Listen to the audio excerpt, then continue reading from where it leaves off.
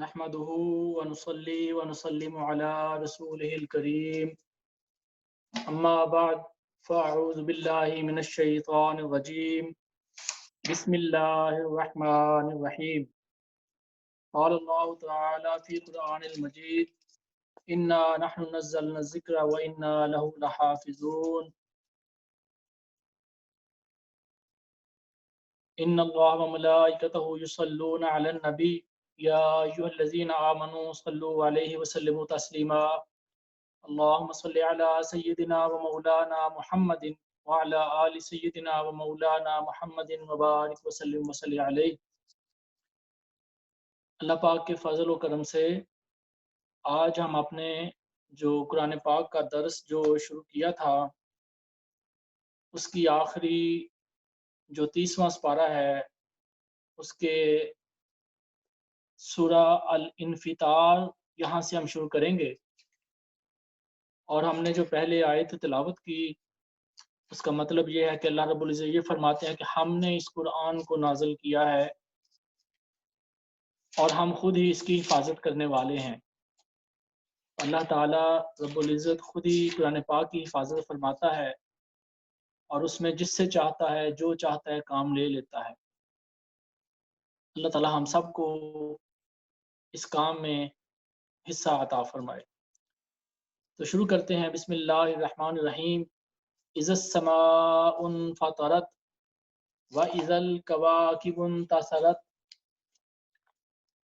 واذا البحار فجرت واذا القبور بعثرت علمت نفس ما قدمت واخرت یا ایہا الانسان ما غرک بربک الکریم الذی خلقک فسواک فعدلک فی ای صورت ما شاء رکبک کلا بل تکذبون بالدین وَإِنَّ عَلَيْكُمْ لَحَافِظِينَ كِرَامًا كَاتِبِينَ يَعْلَمُونَ مَا تَفْعَلُونَ۔ یعنی کہ جب آسمان پھٹ جائے گا، جب ستارے جھڑ جائیں گے، گر جائیں گے، اور جب سمندروں کو بہا دیا جائے گا، اور جب قبریں کھول دی جائیں گی، اور ہر انسان جان لے گا، دیکھ لے گا جو کچھ اس نے آگے بھیجا تھا آخرت کے لیے، تو وہ سب کچھ جو ہے وہ دیکھ لے گا۔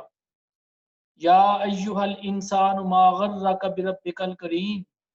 اے انسان تجھے کون سی چیز نے فریب میں ڈال دیا ہے، اے انسان تجھے کون سی چیز نے اپنے کریم رب سے، جو محبت کرنے والا کرم کرنے والا رب ہے، اس سے دور کر دیا ہے۔ یہ وہ رب ہے جس نے تجھے پیدا کیا اور پھر ٹھیک بنایا، اور پھر تجھے اچھی صورت میں جیسے چاہا تجھے ترکیب دیا۔ کوئی نہیں بلکہ تم خود ہی انصاف کو جھٹلاتے ہو۔ اور یاد رکھو کہ ہم نے تم پر حفاظت کرنے والے رکھے ہوئے ہیں، وہ فرشتے جو اللہ تعالیٰ کی طرف سے ڈیوٹی پر لگے ہیں، وہ تمہاری حفاظت کر رہے ہیں، اور ان میں سے کرامن کاتبین بھی ہیں جو کہ لکھ رہے ہیں، اور وہ سب کچھ جانتے ہیں جو کچھ تم کر رہے ہو۔ تو بے شک نیک لوگوں کو ہم نعمتوں میں ان کی جزا ہے، ان کو انعام کے طور پر نعمتیں دی جائیں گی، اور جو گناہ گار ہیں وہ ضرور دوزخ میں جائیں گے اور انصاف والے دن میں جائیں گے، اور اس دن وہ کہیں چھپ نہ سکیں گے۔ اور تمہیں کیا پتا کہ وہ انصاف کا دن کیا ہے؟ وما ادراک ما یوم الدین، اور کیا جانو تم کہ انصاف والا دن کیسا ہے؟ اور تمہیں پھر کیا پتا کہ وہ انصاف کا دن کیسا ہوگا؟ یوم لا تملک نفس لنفس شیئا والامر یومئذ للہ، جس دن کوئی بندہ کسی دوسرے کا کوئی اختیار نہ رکھے گا اور سارا حکم صرف اللہ کا ہی چلے گا۔ اس سورہ کے اندر مختصر سورہ ہے لیکن بڑے ہی اس میں مفصل جو بیانات ہیں، اور قیامت کا اور قیامت کے قریب کے جو حالات ہیں ان کے بارے میں ذکر کیا گیا کہ ساری قبروں کو کھول دیا جائے گا۔ جو آج سے ہزاروں سالوں سے بھی لوگ مرے ہوئے ہیں، جہاں جہاں بھی اپنی قبروں میں پڑے ہیں، ان سب کو دوبارہ زندہ کر دیا جائے گا، قبریں کھل جائیں گی، لوگ اس میں سے باہر نکلیں گے، اور ہر انسان جو ہے اس کو اس کے اعمال، اس کے جو ڈیڈز ہیں، جو اس نے کام کیے ہیں، نیک کیے ہیں یا برے کیے ہیں، گناہ کیے ہیں یا ثواب والا کام کیا ہے، وہ سب کچھ دیکھ لے گا۔ اور اللہ تعالیٰ جو کریم ہے، محبت کرتا ہے انسان سے، وہ فرما رہا ہے کہ تم اپنے کرم کرنے والے رب سے دور کیوں جا رہے ہو۔ تو یہ ایسے ہی ہے جیسے کوئی جھگڑالو بچہ ہو، اور ہم اللہ تعالیٰ کے ساتھ کسی کی مثال تو نہیں دے سکتے، لیکن دنیا میں سمجھانے کے لیے ہم بات کر رہے ہیں کہ کسی کا جھگڑالو بچہ ہو، جھگڑنے والا ہو، لڑنے والا ہو، غصے والا ہو، اور وہ اپنی ماں سے دور جائے، تو وہ کیسے اس کو پکڑ کے اپنی طرف بلاتی ہے کہ بیٹا مجھ سے کیوں ناراض ہوتے ہو، آپ میرے پاس آ جاؤ، میں تو تمہاری خیر خواہ ہوں۔ اللہ رب العزت ماں سے 500 گنا زیادہ محبت کرتا ہے، اپنے بندوں کو بخشنے والا ہے، اپنے بندوں پر رحم کرنے والا ہے۔ اور اتنا پیارا کلام یہاں پہ فرمایا، یا ایھا الانسان ما غرک بربک الکریم، کہ آنکھیں کھولو، ذرا دھیان کرو کہ تجھے اس کریم رب سے کس چیز نے فریب میں ڈال دیا ہے، کس طرح کی جھوٹی چیزوں کے اندر پھنس کے، دنیا کی جو خواہشات ہیں ان میں پھنس کے تم نے اللہ تعالیٰ سے اپنے آپ کو دور کر لیا ہے۔ تو یہ سورہ انفطار ہے۔ اس کے بعد آگے سورہ مطففین ہے۔ تو یہاں پہ اسی انفطار سورہ کے اندر جو ایک آیت نمبر 10 تھی، اس میں اللہ تعالیٰ نے فرمایا کہ وَإِنَّ عَلَيْكُمْ لَحَافِظِينَ، ہم نے تمہارے اوپر حفاظت کرنے والے فرشتے رکھے ہوئے ہیں۔ اور وہ جو ہیں، ایک بات تو یہ کہ جان اور اعمال، انسان کی جان اور اس کے عمل، ان کی حفاظت کرنے کے لیے، اس کی نگرانی کرنے کے لیے اللہ نے فرشتے مقرر کیے ہوئے ہیں۔ جان کی حفاظت کے لیے، انسان کی جان کو بچانے کے لیے، کیونکہ اس دنیا میں جن بھی رہتے ہیں، اور کہا جاتا ہے کہ ایک جن جو ہے وہ 70,000 انسانوں سے زیادہ طاقتور ہے۔ اللہ عالم، اللہ تعالیٰ بہتر جانتا ہے۔ تو 60 فرشتے، 60 اینجلز جو ہیں، ان کی ڈیوٹی لگی ہوئی ہے جو ہر وقت انسان کے ساتھ اس کی حفاظت کے لیے ہیں۔ اور اس کے علاوہ 4 فرشتے جو ہیں جو عمل لکھنے کے لیے ہیں، 2 صبح کے وقت آتے ہیں اور 2 شام کو آتے ہیں، ان کی ڈیوٹیاں بدلتی رہتی ہیں، اور یہ ہر وقت جو ہے وہ جو کچھ آپ کرتے ہو وہ سارا کچھ لکھ رہے ہیں۔ اللہ تعالیٰ نے یہاں پہ کھول کے بیان فرما دیا، یعلمون ما تفعلون، یہ فرشتے جانتے ہیں تم جو کچھ بھی کر رہے ہو، جو کچھ بھی تم کرو گے، تو یہ فرشتے سب کچھ جاننے والے ہیں اور وہ لکھ رہے ہیں۔ تو اللہ تعالیٰ کی اس بات سے جو ہے وہ یہ پتہ بھی چلتا ہے کہ اللہ اپنی مخلوقوں کو علم دے دیتا ہے جس کو چاہتا ہے۔ تو ان فرشتوں کو اللہ نے وہ علم دے دیا کہ جو انسان کے ارادوں کے، ان کے کام کرنے کے اور ان کی نیتوں کو بھی لکھ لیتے ہیں۔ آگے چلتے ہیں، سورہ المطففین، اس میں خاص طور پہ جو ٹریڈرز ہیں، جو بزنس مین ہیں، ان کے لیے یہ بات ہے، جو سبق ہے اس کے اندر۔ فرمایا کہ ویل للمطففین، جو کم تولنے والے ہیں ان کے لیے خرابی ہے، ان کے لیے بربادی ہے۔ یعنی کہ وہ لوگ جو چند روپیوں کی خاطر، تھوڑے سے پیسوں کی خاطر جو ہے وہ جب ٹریڈنگ کرتے ہیں، بزنس کرتے ہیں، اس میں فراڈ کر رہے ہوتے ہیں، تھوڑے سے فائدے کے لیے لوگوں کو کم تول کے دیتے ہیں، 1 کلو کے پیسے لیں گے اور ان کو جو ہے وہ چیز اس سے 100 گرام 200 گرام کم دیں گے، یا اسی طریقے سے لوگوں سے خریدیں گے تو اس وقت ان کو تھوڑے پیسے دیں گے۔ تو یہ ان لوگوں کی بات ہو رہی ہے جو بزنس کے اندر فراڈ کرتے ہیں، جو ذخیرہ اندوز ہیں، جو تولنے میں کمی کرتے ہیں اور ملاوٹ کرنے والے ہیں۔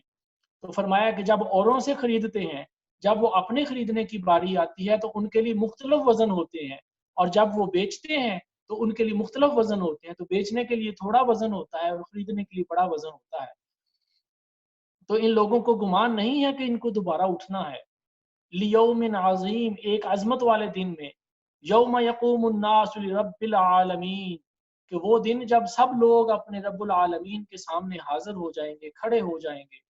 کلا ان کتاب الفجار لفی سجین، اور بے شک کافروں کی لکھت، ان کی جو قسمت ہے، ان کے لیے لکھا گیا ہے، کافروں کو سب سے نیچے والے درجے میں، دوزخ میں جو ہے وہ جگہ دیا جائے گا۔ اور پھر فرمایا کہ اس دن جھٹلانے والوں کی خرابی ہے، یعنی کہ جو لوگ قیامت سے ڈرتے نہیں، جو لوگ قیامت کو جھٹلاتے ہیں، اور جو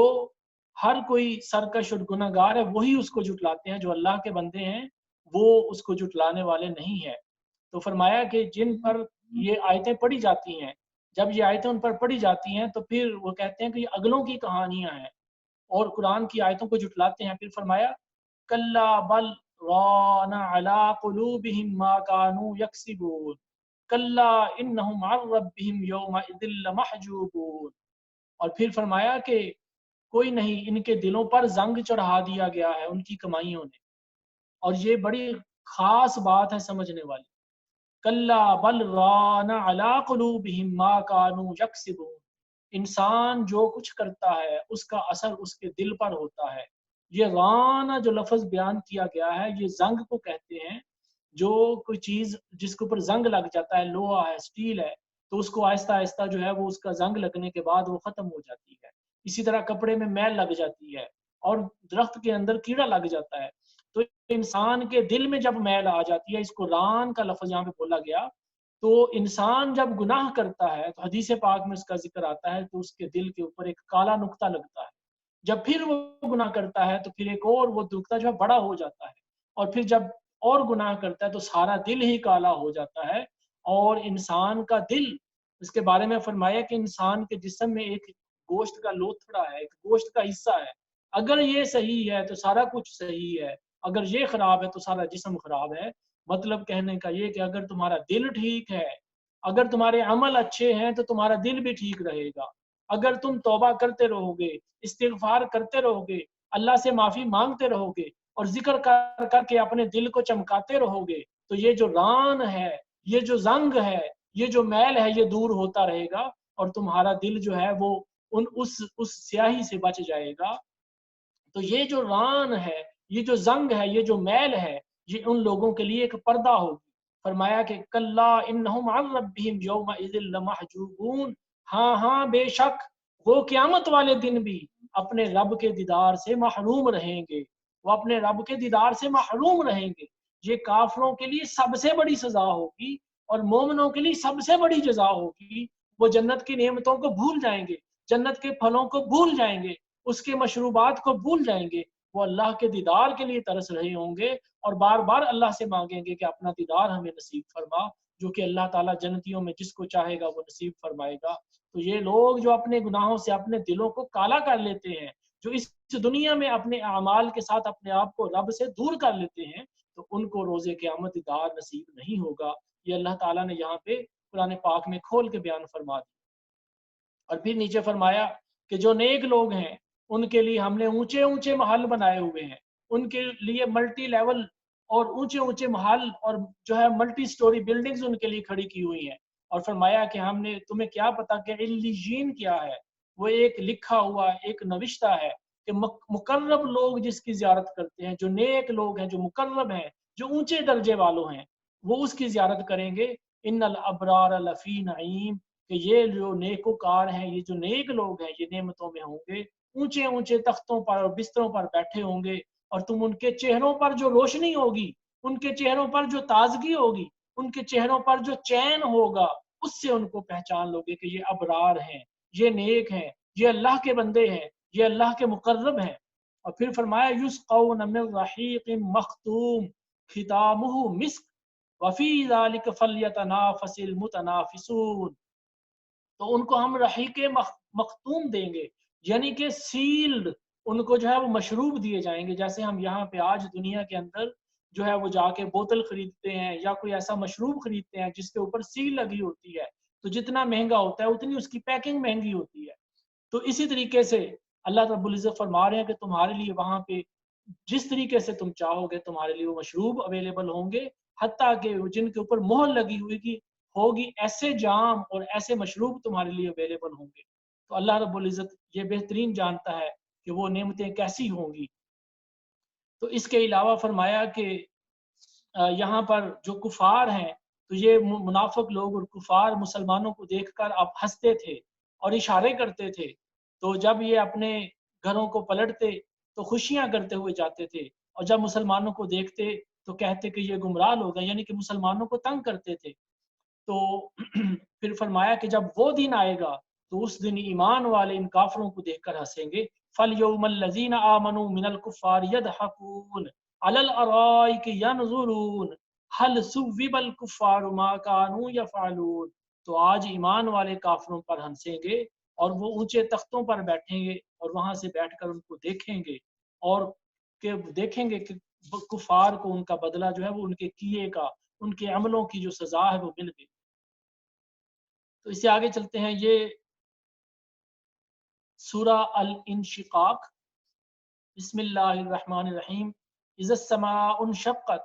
واذنت لربها وحقت واذا الارض مدت والقت ما فيها وتخلت وَأَذِنَتْ لِرَبِّهَا وَحُقَّتْ يَا أَيُّهَا الْإِنسَانُ إِنَّكَ كَادِحٌ إِلَىٰ رَبِّكَ كَدْحًا فَمُلَاقِيهِ، کہ اس دن جب آسمان شک ہو جائے گا، آسمان پھٹ جائے گا۔ اب یہ دیکھیے کہ اللہ رب العزت ان آیتوں میں، ان صورتوں میں جو ہے وہ بار بار ہمیں قیامت کی نشانیاں، قیامت کے حالات بتا رہے ہیں۔ اس لیے بتا رہے ہیں کہ لوگ اس دنیا میں مرنے سے پہلے ہی توبہ کر لیں۔ یہ خاص مکہ شریف میں نازل ہونے والی صورتیں ہیں، تو ان مشرکین مکہ کو جو قیامت کا انکار کرتے تھے، اللہ کا انکار کرتے تھے، جو بتوں کو پوجتے تھے اور ہر مرنے کے بعد دوبارہ زندہ ہونے پر ایمان نہیں رکھتے تھے اور جنت اور دوزخ کا مذاق اڑاتے تھے اور اللہ کی لائی ہوئی کتاب اور آپ نبی پاک صلی اللہ علیہ وسلم اور مسلمانوں کا جو ہے مذاق بنانے کی کوشش کرتے تھے، تو اللہ رب العزت ان کو بار بار جھنجھوڑ رہا ہے۔ اور یہاں پہ ان لوگوں کو جو آج آپ بڑے فخر سے کہتے ہیں آئی ہیو بیکم ایتھیسٹ، میں جناب اب جو ہے وہ اللہ تعالیٰ پر نہیں، میں کسی دین پر ایمان نہیں لاتا، بڑے فخر سے لوگ ٹی وی پر بیٹھ کر مسلمان ملکوں میں بھی نام نہاد مسلمان بھی ایسے اٹھ گئے کہ جو کہتے ہیں کہ ہم اللہ پر یا ہم کسی خاص دین پر ایمان نہیں رکھتے، ہر چیز جو ہے یہ خود بخود فطرت پر بنی ہوئی ہے۔ تو یہ ان لوگوں کو توبہ کرنی چاہیے اور قرآن کو سمجھنا چاہیے اللہ رب العزت آپ کو کیا بتا رہا ہے، کیا فرما رہا ہے، کیا سکھا رہا ہے۔ فرمایا کہ آسمان شک ہو جائے گا، آسمان پھٹ جائے گا، اور اپنے رب کا حکم سنے اور اسے وہی سزاوار ہے۔ اور جب زمین کو پھیلا دیا جائے گا اور جو کچھ زمین کے اندر ہے وہ نکال کر باہر پھینک دے گی، یعنی کہ زمین کے اندر جو بھی خزانے ہیں، جو بھی اس کے اندر قبریں ہیں، جو بھی اس کے اندر سونا چاندی ہر چیز، اور جو لوگ اس میں دفنائے گئے ہوں گے وہ بھی اس میں سے باہر آ جائیں گے، اور یہ اپنے رب کا حکم سنے گی۔ اور یہ یعنی کہ جو آسمان ہے وہ بھی اپنے رب کے حکم پر حاضر ہوگی اور جو زمین ہے وہ بھی اپنے رب کے حکم پر حاضر ہوگی۔ اور اے آدمی بے شک تجھے اپنی رب کی طرف ضرور دوڑنا ہے اور پھر اس سے ملنا ہے۔ اب یہ جو آیت ہے اس کی ڈیٹیل میں تھوڑا سا میں آپ کو عرض کروں کہ کہا یہ جاتا ہے، روایتوں میں آتا ہے کہ انسان کو جب قیامت والے دن دوبارہ زندہ کیا جائے گا تو وہ اپنی قبروں میں سے جب نکلیں گے تو ان کو حشر کے میدان کی طرف بھاگنا پڑے گا۔ تو کوئی گھسٹ کر آئے گا، کوئی اپنے منہ کے بل اوندا ہو کے آئے گا۔ جو کفار ہیں، جو منافقین ہیں، جو گستاخ ہیں، ان کے لیے بڑا ہی سخت وہ وقت ہوگا۔ 300 years لگیں گے، 300 سال لگیں گے کہ اس وقت میدان محشر تک پہنچنے میں۔ لیکن مومنوں کے لیے، جو اللہ کے خاص بندے ہوں گے، ان کے لیے ان کی قبروں کے ساتھ ہی ان کی سواری کھڑی ہوگی۔ جیسے ہی وہ قبروں سے نکلیں گے اللہ کے حکم سے وہ ان سواریوں پر سوار ہوں گے اور آرام سے میدان محشر میں پہنچیں گے۔ تو اسی طریقے سے اللہ تعالیٰ آگے فرماتے ہیں فَأَمَّا مَنْ أُوتِيَ كِتَابَهُ بِيَمِينِهِ، کہ جس کا نامہ اعمال اس کے دائیں ہاتھ میں دیا جائے گا، اس سے ان قریب آسان حساب لیا جائے گا، تو وہ بڑی خوشی خوشی اپنے گھر والوں کے پاس جائے گا۔ وَيَنْقَلِبْ إِلَىٰ أَهْلِهِ مَسْرُورًا، تو وہ خوشی خوشی جب اس کو نامہ اعمال اس کے دائیں ہاتھ میں ملے گا تو اپنی ڈیڈ بک لے کر اپنے دائیں ہاتھ میں وہ اپنے گھر والوں کے پاس جائے گا۔ وہ بھی وہاں پہ انتظار میں کھڑے ہوں گے اپنے حساب کے لیے، تو ان کے پاس بڑا خوشی خوشی جائے گا اور وہ جا کے دکھائے گا کہ یہ دیکھو میرا رزلٹ کارڈ آ گیا ہے، مجھے میرے دائیں ہاتھ میں دیا گیا ہے، اور یہ میرے جو ہے اللہ تعالیٰ نے مجھے دائیں ہاتھ میں یہ اعمال نامہ دیا ہے، یہ میرے لیے خوشخبری ہے۔ تو اسی طرح سے جو لوگ کافر ہوں گے، جو لوگ منافق ہوں گے، جو لوگ گناہگار ہوں گے، ان کے ہاتھ پیچھے باندھ دیے جائیں گے اور ان کے بائیں ہاتھ میں وہ نامہ اعمال پکڑا دیا جائے گا، جب اس حال میں کہ ان کے ہاتھ پیچھے باندھے ہوئے ہوں گے۔ اور پھر وہ اس وقت اللہ تعالیٰ فرماتے ہیں کہ بے شک ان کا رب ان کو دیکھ رہا ہے۔ اور پھر اسی طریقے سے یہ سارا معاملہ جو ہے جس طرح ہم پہلے بھی پڑھ کے آئے ہیں کہ جنت جو ہے قیامت کے حالات یہاں پہ بیان فرمائے گئے۔ پھر اس سے آگے چلتے ہیں سورہ البروج۔ سورہ البروج جو ہے یہ بھی مکہ میں نازل ہوئی۔ بسم اللہ الرحمن الرحیم والسماء ذات البروج والیوم الموعود وشاہد ومشہود قتل اصحاب الاخدود النار ذات الوقود اذ هم علیہا قعود وهم علی ما یفعلون بالمؤمنین شہود۔ یہ اس میں دو چیزیں بیان کی گئی ہیں جس کا میں ذکر کرتا ہوں۔ پہلی چیز تو یہ ہے کہ اللہ تعالیٰ نے آسمانوں میں ستاروں کے برج قائم کیے، اور وہ برج اس طرح سے ہیں کہ جو کانسٹلیشنز ہوتی ہیں جس میں ستاروں کی ترتیب بنی ہوتی ہے، اور اللہ تعالیٰ نے ان کو اپنی نشانیاں جو ہے وہ بیان فرمایا ہے، اور یہ اللہ کی مرضی ہے کہ اس سے لوگ زمین کی اور آسمان کی، ستاروں کی اور سیاروں کی جو چالیں ہیں ان کو دیکھتے ہیں۔ اور اسی طریقے سے یہ پہلے ہم صورتوں میں پڑھ کے آئے ہیں، لا اقسم بمواقع النجوم، ستاروں کی جو چالیں ہیں، ان کے جو مقامات ہیں، ان کی بھی قسم کھائی اللہ نے، یعنی کہ یہ اللہ کی نشانیوں میں سے ہے، علم والوں کے لیے اس میں نشانیاں ہیں۔ تو یہ ذات البروج، اس میں جیسے کہ برج مشہور ہے، برج عقرب، برج دلو، برج حوت، اور اس طرح سے المیزان، یہ جو برج ہیں جن کو انگلش میں اسکارپین اور ایریز اور لیو اور اس طرح کے برج ان کے نام بھی ہیں۔ تو یہ 12 برج ہیں جن کا ذکر یہاں پہ کیا گیا۔ تو یہ پورا ایک اپنے طرف پہ پورا ایک علم ہے اس کے اوپر۔ تو آگے چلتے ہیں، یہاں پہ اصحاب الاخدود کا واقعہ آیا جو آیت نمبر 4 میں ہے، کہ اللہ تعالیٰ نے ان خندق والے لوگوں کو ایک ٹرینچ بنائی تھی، ان لوگوں نے ٹرینچ پیپل آف ٹرینچ، اس کا ذکر کیا گیا کہ جو خندق والے لوگوں کو اللہ نے قتل کیا، کہ اور یہ بھڑکتی آگ تھی، اس میں یہ آگ انہوں نے بہت بڑی ایک ٹرینچ بنائی ہوئی تھی، اور اس کے اندر انہوں نے بے شمار لکڑیاں ڈال کے آگ ڈالی ہوئی تھی، اس میں آگ چلائی ہوئی تھی، اور اس میں وہ اس کے پاس وہ بیٹھے ہوئے تھے، پورا شہر انہوں نے اکٹھا کیا ہوا تھا۔ اور یہ یمن کے علاقے کی بات ہے کہ یہ لوگ کوئی بھی، یہ حضرت عیسیٰ علیہ السلام کی دین پر جو ہے وہ وہاں پہ جو ان کے دین پر جو لوگ قائم تھے، جو عیسائی تھے، ان کے اوپر یہ ظلم کیا گیا کہ جو کوئی بھی اللہ پر ایمان لاتا تھا اس کو یہ پکڑ کے آگ میں پھینک دیتے تھے، اور حتیٰ کہ انہوں نے بہت سارے لوگوں کو وہاں پہ شہید کر دیا۔ تو اللہ تعالیٰ نے جو ہے وہاں پہ اس کا یہ واقعہ بیان کیا کہ ان لوگوں کے لیے ہم نے بڑا ہی سخت عذاب قائم کر رکھا ہے، اور انہی میں سے ایک جو ہے وہ لڑکا ایک جادوگر تھا جو لوگوں کو شرک کی طرف بلاتا تھا۔ تو اس نے بادشاہ کو کہا کہ میں مرنے والا ہوں، تو تم مجھے کوئی میرے پاس کوئی بندہ بھیج دو، میں اس کو یہ جادو سکھا دوں تاکہ میرے مرنے کے بعد بھی تمہاری حکومت قائم رہے۔ تو یہ سوری، یہاں پہ غلطی سے میں نے اس کو یمن کہہ دیا، یہ شام کا علاقے کا واقعہ ہے، یہ شام میں یہ بادشاہ تھا، تو جادو کے زور سے اس نے اپنی حکومت قائم کی ہوئی تھی۔ تو وہ لڑکے کو اس نے اس کے پاس بھیجا تاکہ یہ لڑکا اس سے جو ہے وہ جادو سیکھے۔ تو جب وہ جو ہے وہ جا رہا تھا تو رستے میں اس کو ایک اللہ کا بندہ مل گیا۔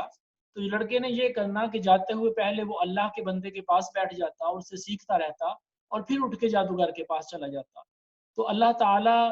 نے ایسا کرم کیا کہ یہ لڑکا جو تھا اس کو اپنے نیک بندوں میں داخل کیا، اور جو کوئی بھی اس کے پاس آتا اس کی دعا قبول ہوتی، اور جو کوئی اس کے پاس بیمار آتا اس کو شفا ہوتی، اور یہ ہر بندہ جو ہے وہ عیسیٰ علیہ السلام پر ایمان لے آتا۔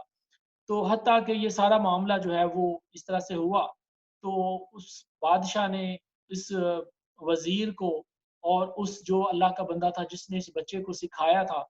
ان کو جو ہے وہ کاٹ دیا اور ان کو مروا دیا، اور پھر اس نے لوگوں کو بولا کہ تم دین چھوڑ دو، اگر نہیں چھوڑو گے تو تم پر بڑا سخت عذاب کروں گا۔ تو اس نے پھر بہت بڑی ٹرینچ، بہت بڑی خندق بنائی، اس کے اندر آگ سلگائی، آگ جلائی، بھڑکائی، اور اس میں لوگوں کو پکڑ پکڑ کر پھینک دیا گیا، اور حتیٰ کہ ایک عورت لائی گئی جس کے پاس 2-4 مہینے کا ایک بچہ تھا، تو اس کو بھی کہا گیا کہ تم جو ہے وہ بادشاہ کو سجدہ کرو اور اس کو خدا مانو اور اللہ کو چھوڑ دو۔ تو اس کے دل میں تھوڑا سا خوف پیدا ہوا، تو اللہ تعالیٰ نے اس بچے کو زبان دے دی، اور وہ بچہ جو ہے وہ صاف زبان سے بولا اور کہنے لگا کہ ماں تو ڈرنا نہیں، تو ہی حق پر ہے، اور تو جھجک نہ۔ شیرخوار بچے نے آواز دی کہ اماں تو نہ جھجک، تو حق پر ہے، یہ آگ نہیں ہے، یہ دیکھنے کو آگ لگ رہی ہے، یہ نور ہے۔ پھر اس آگ کا شعلہ بڑھکا، اور اللہ تعالیٰ کا کرنا یہ ہوا کہ وہ اس نے مسلمانوں کو، تو جو کرسچن تھے ان کو تو اس نے جلایا، لیکن وہ آگ اتنی تیزی سے بڑھکی کہ اللہ تعالیٰ کے جو ہے اللہ تعالیٰ نے اس بادشاہ سے اور اس کے حواریوں سے اس کا انتقام لیا کہ وہ لوگ خود بھی جل گئے، اور اللہ تعالیٰ نے ان کو یہیں پر دنیا کے اندر ہی اس کا جو ہے وہ ان کو اس کا بدلہ دے دیا، اور آخرت میں بھی ان کے لیے اللہ کی طرف سے عذاب ہے۔ تو ہم آگے چلتے ہیں، آگے سورہ الطارق ہے، یہ بھی مکہ میں نازل ہوئی، اور اس میں فرمایا والسماء والطارق وما ادراک ما الطارق النجم الثاقب، آسمان کی قسم اور رات کو آنے والے ستارے کی قسم، اور تم نے کیا جانا کہ وہ رات کو آنے والا کیا ہے، وہ خوب چمکتا ہوا ستارہ ہے، بے شک ہر انسان پر حفاظت کرنے والے موجود ہیں، تو انسان جو ہے وہ دیکھے کہ اس کو ہم نے کیسے پیدا کیا ہے، ایک جمے ہوئے خون سے پیدا کیا ہے۔ تو تو اللہ رب العزت نے یہاں پہ اگین اسی بات کو بیان فرمایا کہ انسان کو ہم نے جس طرح سے تخلیق کی ہے، جس طرح ہم نے انسان کو پیدا کیا ہے، ہم قدرت رکھتے ہیں، ہمارے پاس یہ طاقت ہے کہ ہم اس کو دوبارہ جو ہے وہ زندہ کریں۔ جب مر جائیں گے تو ہم ان کو دوبارہ زندہ کریں گے، اور اللہ تعالیٰ جو چاہتا ہے وہ کرنے والا ہے۔ وہ آسمان سے بارش برسا کر تمہارے لیے جو ہے وہ زمین میں جو کھیتی ہے وہ اگتی ہے، بے شک یہ فیصلہ تمہارے رب کا ہے۔ تو عالم ارواح میں فرشتے ہماری نگرانی کرتے تھے، اور دنیا میں جو ہے وہ پیدا ہونے سے لے کر قبر میں جانے تک ہر وقت جسم اور جان اور اعمال کی نگرانی جو ہے وہ اللہ تعالیٰ کے فرشتے جو ہیں وہ کر رہے ہیں، اور ہر طرح کے الفاظ جو ہمارے منہ سے نکلتے ہیں اس کو وہ لکھ رہے ہیں، اور موت کے بعد قیامت تک جو ہے وہ پھر یہ فرشتے نگرانی کرنے والے ہیں۔ تو یہ جو فرشتے ہیں جو انبیاء کے، اولیاء کے اور مومنین کے مددگار ہیں، جیسے کہ ہم پہلے پڑھ کے آ چکے ہیں قرآن پاک میں، تو یہ ان کی مدد کرتے ہیں۔ تو پتہ یہ چلتا ہے کہ اللہ تعالیٰ ہر چیز پر قدرت رکھتا ہے۔ وہ ان اللہ علی کل شیء قدیر کا اعلان فرماتا ہے، ہر چیز پر وہ قدرت رکھتا ہے، لیکن وہ اپنے جو کام ہیں وہ اپنے بندوں کے سپرد کرتا ہے، ان کی ڈیوٹیاں لگاتا ہے۔ جیسے ایک فرشتے کی ذمہ داری لگائی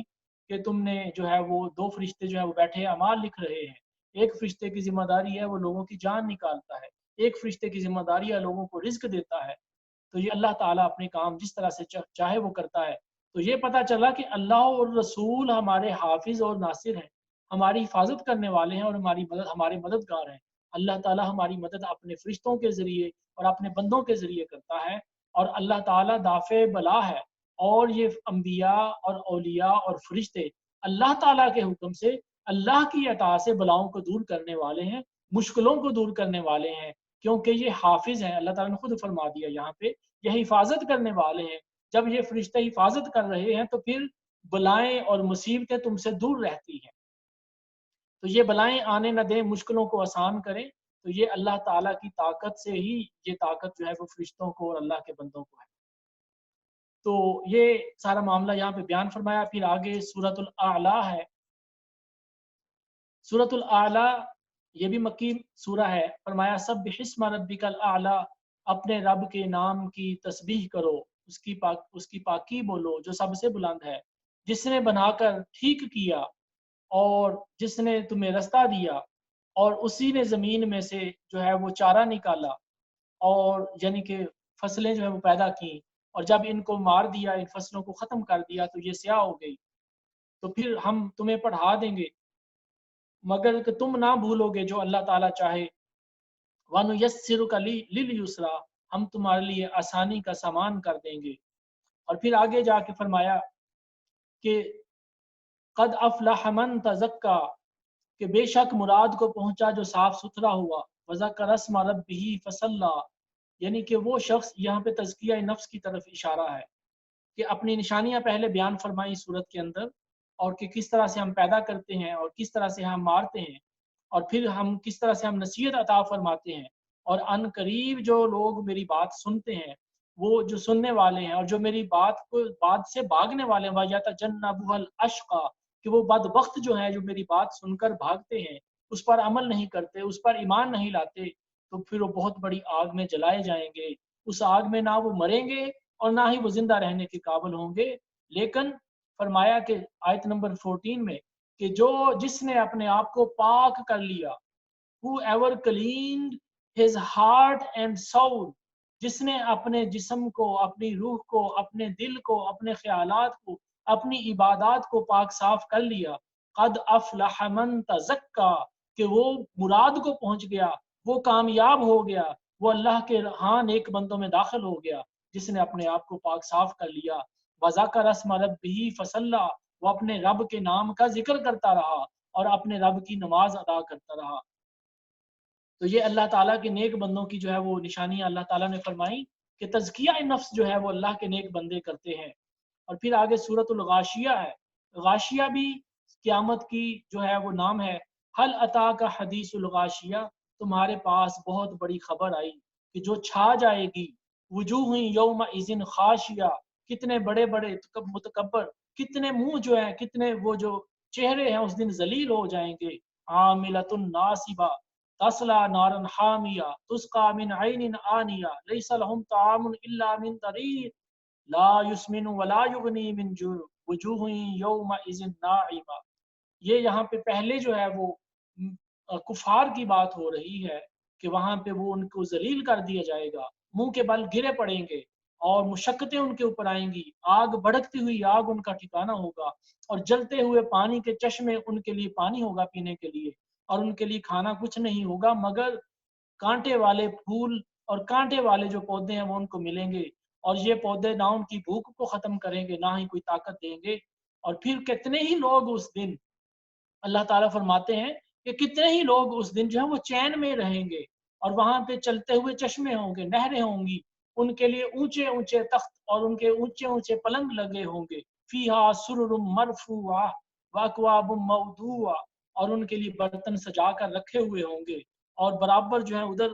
قالین بچھے ہوں گے، اور وہاں پہ پھیلی ہوئی چاندنیاں. تو تم دیکھتے نہیں ہو کہ اللہ تعالیٰ نے، تو یہاں پہ اللہ تعالیٰ نے ان جو نیک لوگ ہیں، جو اس کے متقی ہیں، پرہیزگار ہیں، اللہ کو ملنے کی امید رکھتے ہیں اور اللہ تعالیٰ کی کوئی راضی کرنے کے لیے اس کو یاد کرتے ہیں، تو ان کے لیے اللہ تعالیٰ نے نعمتوں کے جو ہے وہ یہاں پہ انبار لگائے ہیں.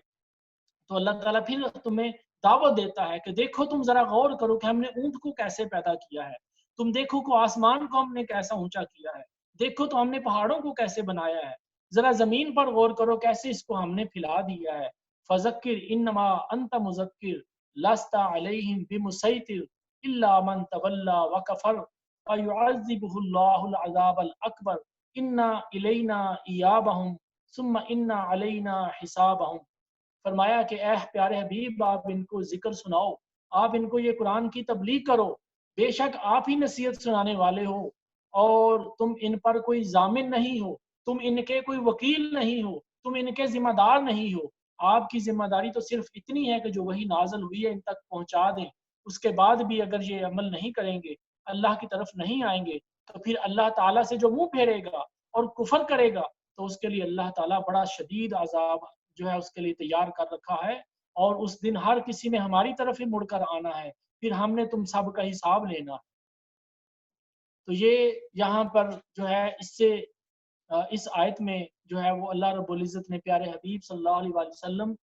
فرمایا کہ آپ کا یہ کوئی ذمہ نہیں ہے کہ پوری کائنات کو ایمان لانے کے لیے آپ سے پوچھا نہیں جائے گا. آپ کا ذمہ صرف اتنا ہے کہ جو آپ تک پہنچا آپ ان کو پہنچا دیں. اور یہاں پر جو مذکر رسول اللہ صلی اللہ علیہ وسلم کا ایک نام جو ہے وہ مذکر بھی ہے، اور مذکر جو ہے وہ حضور کے ناموں میں سے ایک نام ہے. یہ ذکر سے یہ لفظ بنا، جس کا مطلب یہ ہے کہ نصیحت دلانا، یاد دلانا، تذکرہ کرنا، خیر خواہی کرنا، اور شرف و عزت اور عظمت ہر معنی کے لحاظ سے حضور مذکر ہے. یعنی کہ آپ کا ذکر کیا جاتا ہے، اور آپ جو ہے حضور اللہ تعالیٰ کی ذات اور صفات کو یاد دلاتے ہیں، اور اللہ تعالیٰ لوگوں کو اللہ تعالیٰ کے دین کی طرف لوگوں کو بلاتے ہیں.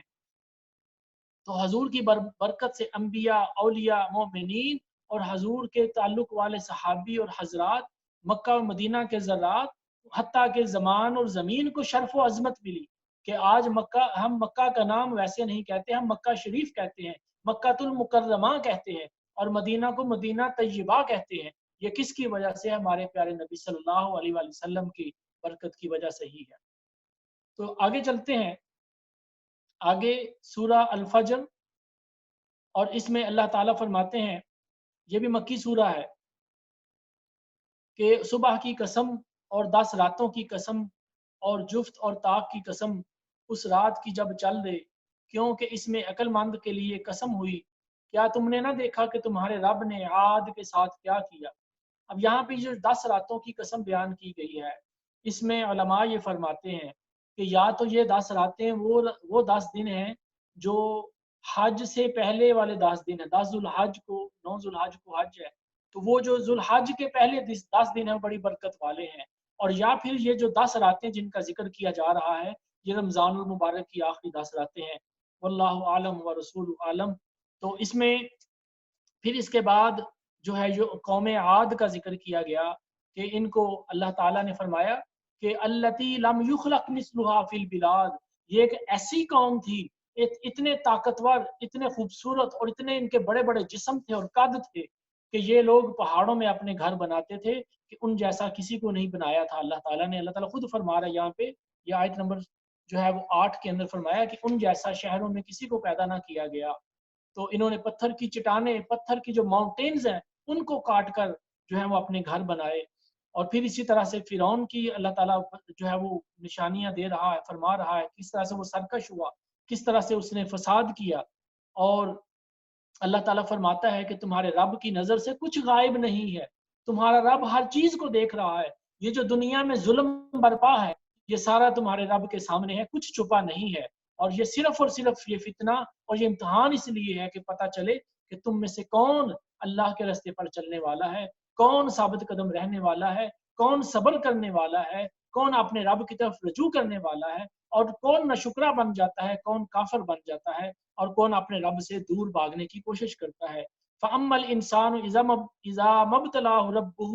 فَأَكْرَمَهُ وَنَعَّمَهُ فَيَقُولُ رَبِّي أَكْرَمَنِ، جب اس کا رب آزماتا ہے اس کو مال و دولت دے کر، اولاد دے کر، نعمتیں دے کر، تو کہتا ہے میرے رب نے مجھے عزت دی ہے۔ اور جب اس کا رب آزماتا ہے اس سے رزق واپس لے کر یا اس سے نعمتیں واپس لے کر اس کو تنگ کر کے، تو کہتا ہے کہ میرے رب نے مجھے ذلیل کر دیا ہے، مجھے خوار کر دیا ہے۔ کلا بل لا تکرمون الیتیم، تو فرمایا کہ ایسی بات نہیں ہے، بلکہ حقیقت بات یہ ہے کہ تم لوگ یتیم کی عزت نہیں کرتے، اور تم ایک دوسرے کو مسکین کو کھانا کھلانے کی رغبت نہیں دلاتے، اور تم لوگوں کا مال جو میراث کا مال ہے انہیریٹنس کا ان لافلی غیر قانونی طور پر جو ہے لوگوں کا جو میراث کا مال کھا جاتے ہو، اور تم مال سے بڑی شدید محبت رکھتے ہو۔ تو یہ جو چند آیتیں ہیں، یہ امیہ بن خلف جو ہے وہ اس کے پاس قدامہ بن مظعون یتیم تھے، تو امیہ نے اس کا حق نہیں دیا تھا اور اس سے اچھا برتاؤ نہیں کیا تھا، تو اس وقت یہ آیتیں نازل ہوئیں۔ ایک تو یہ بات تو یہ کہ یتیم کی پرورش، اس کی اچھی تعلیم و تربیت اعلیٰ درجے کی عبادت ہے اور قومی فریضہ ہے۔ دوسری بات یہ کہ یتیم کی پرورش کے کفار بھی مکلف ہیں۔ اور پھر یہ فرمایا کہ تم خود بھی کھانے کی خیرات نہیں کرتے تھے، یعنی کہ نہ تو خود یہ اللہ کے راستے میں لوگوں کو کھانا کھلاتا تھا اور نہ ہی لوگوں کو کھلانے دیتا تھا، ان کو بھی روکتا تھا۔ تو یہاں پہ یہ پتہ چلتا ہے کہ اللہ کے بندوں کے جو حق ہیں وہ ادا کرنے ضروری ہیں۔ اور دوسری بات، آج بھی ایسے لوگ موجود ہیں جو کہ جب میراث کا وقت آتا ہے، کسی کا باپ فوت ہوتا ہے، تو اس وقت بھائیوں کو فکر پڑ جاتی ہے کہ کیسے ہم اپنی بہنوں کو جائیداد کے حصے سے محروم کریں۔ تو یہ لعنت جو ہے یہ آج بھی معاشروں میں پھر رہی ہے۔ کہیں پر تو عورتوں کو یا تو مار دیتے ہیں یا ان کی شادیاں ایسی جگہوں پہ کر دیتے ہیں یا پھر ان سے زبردستی لکھوا لیتے ہیں۔ تو یہ سارے کے سارے گناہ کے کام ہیں جن کا حق اللہ نے رکھا ہے، ان کو جن کو وارث بنایا ہے وراثت میں، ان کا حصہ دینا لازمی ہے۔ اور اس کے بعد اس میں اللہ تعالیٰ آگے فرماتے ہیں کہ جب کافر جو ہیں جب وہ دیکھیں گے روز جہنم کو دیکھیں گے تو پھر وہ سوچیں گے یوم یتذکر الانسان وانى له الذکریٰ، کہ اس وقت وہ سوچے گا کہ اب میں کیا کروں، اس دن جیسا تو عذاب کوئی ہے ہی نہیں، اور اس دن جیسا باندھنا تو کوئی ہے ہی نہیں، جس طرح سے ہم آج باندھے گئے ہیں اس طرح سے کبھی کسی کو باندھے ہوئے نہیں دیکھا۔ اور پھر اللہ تعالیٰ فرماتے ہیں یا ایتھا النفس المطمئنہ ارجعی الی ربک راضیۃ مرضیہ وادخلی فی عبادی وادخلی جنتی، کہ اے وہ نفس جو کہ اپنے رب کے لیے مطمئن ہو گیا، آ جا تو اپنے رب کی طرف، اور اس طرح سے آ جا کہ تمہارا رب تم سے راضی ہو گیا، تو اس سے راضی اور وہ تجھ سے راضی ہو گیا، داخل ہو جا تو میرے خاص بندوں میں اور آ جا تو میری جنت میں۔ تو یہ جس طرح سے آیت کے معنی بڑے کلیئر ہیں، اسی طریقے سے اس میں جو ہم نے نفس کی پہلے بھی قسمیں بیان کی، جس میں نفس امارہ تھا، نفس لوامہ تھا، پھر نفس ملہمہ تھا، تو آج ہم نے نفس مطمئنہ اور راضیہ اور مرضیہ کی سٹیجز بھی پڑھ لی۔ یہ قرآن پاک میں اللہ تعالیٰ نے بیان فرما دی سورہ الفجر کے اندر کہ یہ نفس مطمئنہ وہ ہے کہ جو اپنے رب کو راضی کرتے کرتے بالکل اللہ تعالیٰ کے ہر حال میں اللہ تعالیٰ پر راضی ہے، وہ ہر حال میں ہر تقدیر پر اللہ تعالیٰ پر راضی ہے، اور اس وقت اللہ رب العزت اس بندے کے لیے جو ہے وہ جنت کو آراستہ فرماتا ہے. جب یہ بندہ اس دنیا سے جاتا ہے تو اس کو فرشتے سلام کرتے ہیں اور اللہ اس کے رب کی طرف سے سلام آتا ہے اور یہ اس کو خوشخبریاں ملتی ہیں کہ تیرا رب تجھ سے راضی ہے, اب تو بھی اپنے رب سے راضی ہو جا, دیکھ ہم نے تیرے لیے کیا نعمتیں بنائی ہیں, آ جا تو اب میرے بندوں میں داخل ہو جا, آ جا تو اب اس جنت میں داخل ہو جا, یہ ہم نے تمہارے لیے بنائی ہے. تو یہ نفس کے جو درجے ہیں اس میں سب سے جو خاص بات وہ یہی ہے کہ اپنے آپ کا خود محاسبہ کریں, اپنے گریبان میں خود جھانکیں کہ جب تم نماز کے لیے کھڑے ہوتے ہو تو کس کے لیے کھڑے ہو رہے ہو, کیا تم رب کو راضی کرنے کے لیے کھڑے ہو رہے ہو یا کہ لوگوں کو دکھانے کے لیے یا لوگوں کے ڈر سے, یا تم رب کے رستے میں جب پیسہ دے رہے ہو, خیرات کر رہے ہو, زکوٰۃ دے رہے ہو تو اللہ کو راضی کرنے کے لیے دے رہے ہو یا کہ تم لوگوں کو دکھانے کے لیے دے رہے ہو.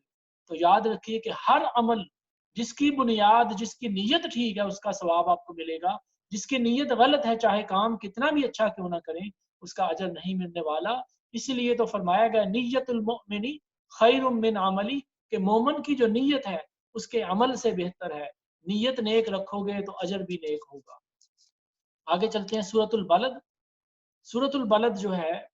اس میں اللہ تعالیٰ فرماتے ہیں لا اقسم بہذا البلد, مجھے اس شہر کی قسم ہے. کیا بات ہے, اللہ رب العزت اپنے پیارے حبیب کے شہر کی بھی قسم کھا رہا ہے.